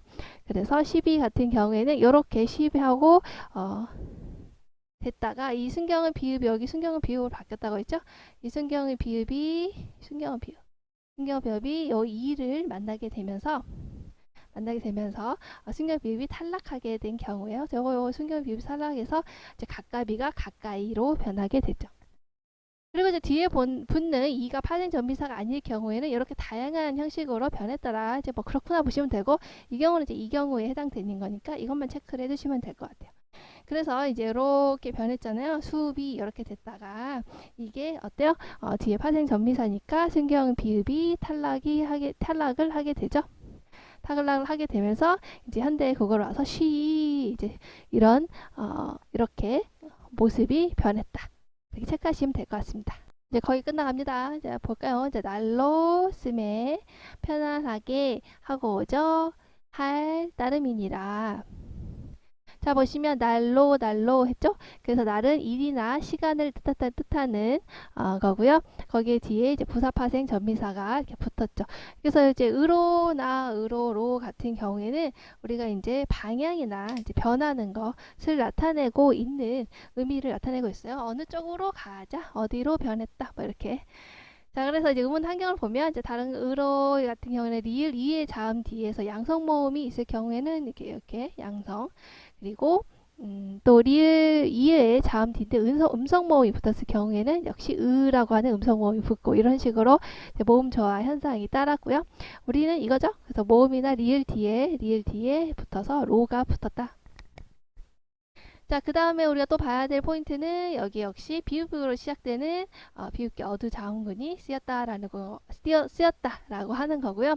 자, 그리고 쓰우메잖아요. 그래서 이 음이 어때요? 명사형 전성 어미였다라고 하는 거 하나 체크해 두시면 될 것 같아요. 그래서 아까 나왔던 거는 우리가 명사파생 전미사 했잖아요. 명사파생 전미사 이거 있었죠? 있었고, 이거 같은 경우는 이제 명사형 전성 어미라고 해가지고 이제 동사나 형용사죠. 근데 명사인 형태를 취하고 있는 거죠. 그러니까 원래는 동사나 형용사라는 거예요. 그래서 그걸 어떻게 알 수 있냐라고 했을 때 우리 뭐라 그랬어요? 명사인 전상어민지 어떻게 하냐? 라고 했을 때 앞에 이제 부사가 붙었죠. 날로. 그래서 부사가 이제 수식하는 거는 동사나 형용사이기 때문에 원래 동사나 형용사구나. 명사인 척 하는 거구나 하는 명사형 전상어미구나 라는 걸 알 수가 있죠. 그리고 당시 중세에서는 뭐라 그랬어요? 당시 중세국어의 경우에는 명사 파생 전미사가 이렇게 이런 형태였고 명사형 전성어면 이런 형태로 이제 형태적으로 구별이 됐다라고 했잖아요. 이제 형태적으로 구별이 됐기 때문에 여기서는 이렇게 음이 쓰였잖아요. 그래서 명사형 전성어미구나라는 걸 알 수 있다는 거죠. 그리고 이제 애가 붙어서 조사가 붙어서 뜻이 이제 날마다 이제 쓰매 이렇게 날마다 쓰매 어때요? 편안하기 해서 역시 여기에 동국정식 표기가 들어가 있다는 거 편안하게 어때요? 하고죠. 그렇게 하고죠. 이건 뭐 해석하면 알 수 있으니까 할 역시 리을 여린 희응이 바로 관형사형 전상어미가 쓰였다라는 거. 할 그리고 또 뭡니까? 따름이니라 했을 때 요 따름이 했을 때 요렇게 되는 거죠. 그래서 여기에 쉽게 어두자운근 쓰였구나. 그리고 역시 모음으로 시작되는 거 하니까 그대로 이어졌게 돼서 연철이 됐구나. 따름이니다 해서 따름이다. 그렇게 할 따름이다 라고 얘기를 할 수가 있어요. 자, 그리고 하나 이제 선생님이 이제 하나 더 추가해서 본다고 한다면 우리 뭐 있습니까? 이제 성조 표기 얘기 안 했죠? 우리가 이제 성조라고 하는 이것을 표기를 했다라는 거예요. 혼민정음에서는 그러니까 우리 중국어 보면 성조가 있잖아요. 근데 그거를 이제 우리 여기서도 혼민정음에서도 표기를 하자. 이렇게 해가지고 성조를 굳이 이렇게 표기를 했는데 결국에 우리나라 말은 이제 성조 6개 구별이 되지 않잖아요. 결국에 나중에는 사라지게는 돼요. 근데 어쨌든 우리가 지금 교과서에 나와 있기 때문에 한번 보도록 합시다. 우리가 교과서에 보면은 어때요? 이렇게 보면 동그라미가 이렇게 앞에 붙지 말 앞에 이렇게 동그라미 하나 붙은 것도 있고 2개 붙은 것도 있고 하나 붙은 것도 있고 그리고 또 안 붙은 것도 있고 이렇게 이제 점을 가지고 그러니까 높낮이를 표기를 했는데 그거를 사성법이라고 해요. 이제 네 가지의 이런 소리를 바로 표기를 했죠. 어떻게 표기를 했냐? 네 가지의 소리가 나는 것을 점을 찍어서 왼편에 점을 찍어서 표기를 했다라고 해요. 그 점을 이름을 우리가 이제 방점이라고 얘기를 하죠. 그래서 어떤 소리냐? 이제 가장 낮은 소리가 날 경우에는 점을 찍지 않았고요. 그리고 이제 여기 거성에서 가장 높은 소리로 소리가 나게 되면 점을 하나 찍었다라는 거예요. 그리고 상성이라고 해서 처음에는 낮았다가 높은 소리로 이렇게 변하는 경우에는 점을 2개를 찍어서 표현을 했다라는 거죠. 지금은 이제 없잖아요. 그래서 보시면 이제 낮은 소리를 표현할 때는 점을 안 찍었고 높은 소리를 찍을 때는 점을 하나 찍었구나. 그리고 낮은 소리에서 높은 소리로 갈 때는 점을 2개를 찍어서 성조를 표기를 했구나 정도만 아시면 됩니다. 그리고 입성이라고 해서 이제 촉급한 소리가 있거든요. 이건 점의 개수와 상관없이 표현을 한 건데 여러분들은 그냥 이것만 아시면 될 것 같아요. 그래서 낮은 소리에서는 점을 찍지 않았고 높은 소리는 점 하나만 찍었고, 그리고 처음에는 낮았다가 높은 소리로 이렇게 변할 경우에는 점을 2개를 찍어서 표현을 했다라고 보시면 됩니다. 그리고 나중에 이제 좀 시간이 흘러서 이제 점 2개 찍었던 이 낮은 소리였다가 높은 소리로 변하는 것은 이제 현대에 와서는 이제 긴 소리 있죠, 장음, 그렇게 이제 변하게 이어지게 됐다라는 거 그냥 한 추가로 알아두시면 될 것 같아요. 여러분들은 그냥 이제 이런 높낮이에 따라서 점을 찍어서 그런 걸 표기를 했는데 그것을 우리가 사성법 성적 포기의 방식이라고 한다라는 거. 그래서 이렇게 방점을 찍는 방식은 사실 우리가 이런 언어가 아니잖아요. 중국의 이제 한자를 보고 이제 참고를 하고 그러다 보니 이제 이렇게 만드신 것 같은데, 우리는 지금은 이렇게 쓰지 않잖아요. 성조에 의해서 막 의미가 변별되거나 그러지 않기 때문에 결국에는 이제 어때요? 16세기 초기 문헌부터 사용법의 혼란을 보이다가 16세기 말에는 아예 사라져요. 근데 이게 이르게 되면은 동국, 삼강, 행실도 그런 책에는 아예 이제 방점이 표시되지 않았다. 그러니까 사라지게 되었다라는 거 체크해 두시면 될 것 같아요. 자, 그러면 여기 세종어제 훈민정음 서문에 대한 설명 잠깐 보도록 할까요? 세종어제 훈민정음 서문은 훈민정음, 즉 한글을 창제한 세종대왕이 한글 창제 목적과 정신을 직접 밝힌 글이다.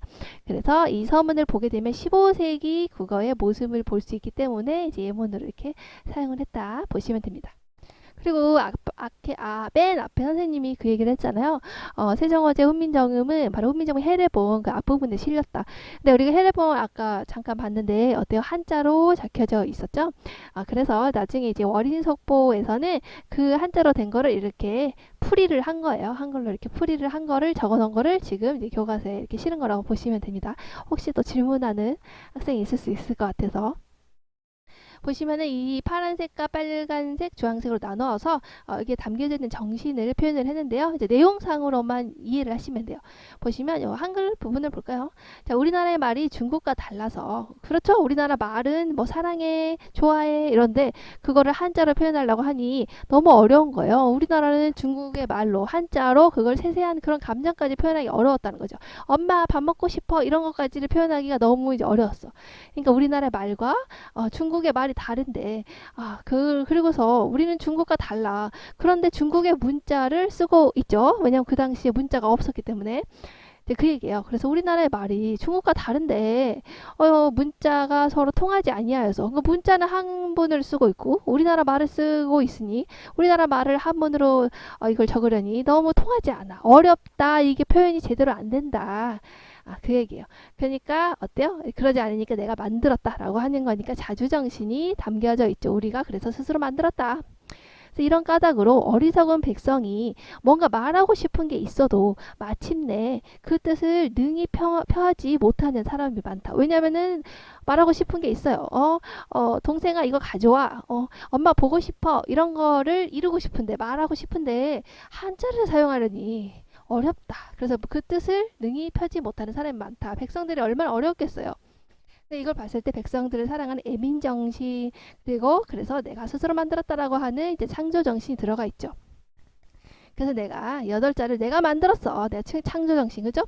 그래서 사람마다 하여금 백성들로 하여금 쉽게 익혀서 내가 이 훈민정음 이렇게 만든 이유는 쉽게 익히라는 거야. 그래서 날마다 그것을 쓰면서 편안하게 하고자 할 따름이다. 자신이 말하고자 하는 바를 훈민정음이라고 하는 문자를 사용해서 쉽게 표현을 하거라 라고 해서 훈민정음 쉽게 익힐 수 있는 거야. 실용정신이 담겨져 있는 거 이런 것도 이제 시험에 나오는 포인트니까. 왜냐면 하나 둘 셋 네 개네. 하나 더 더해가지고 역시 오지선다로 나올 수가 있겠죠.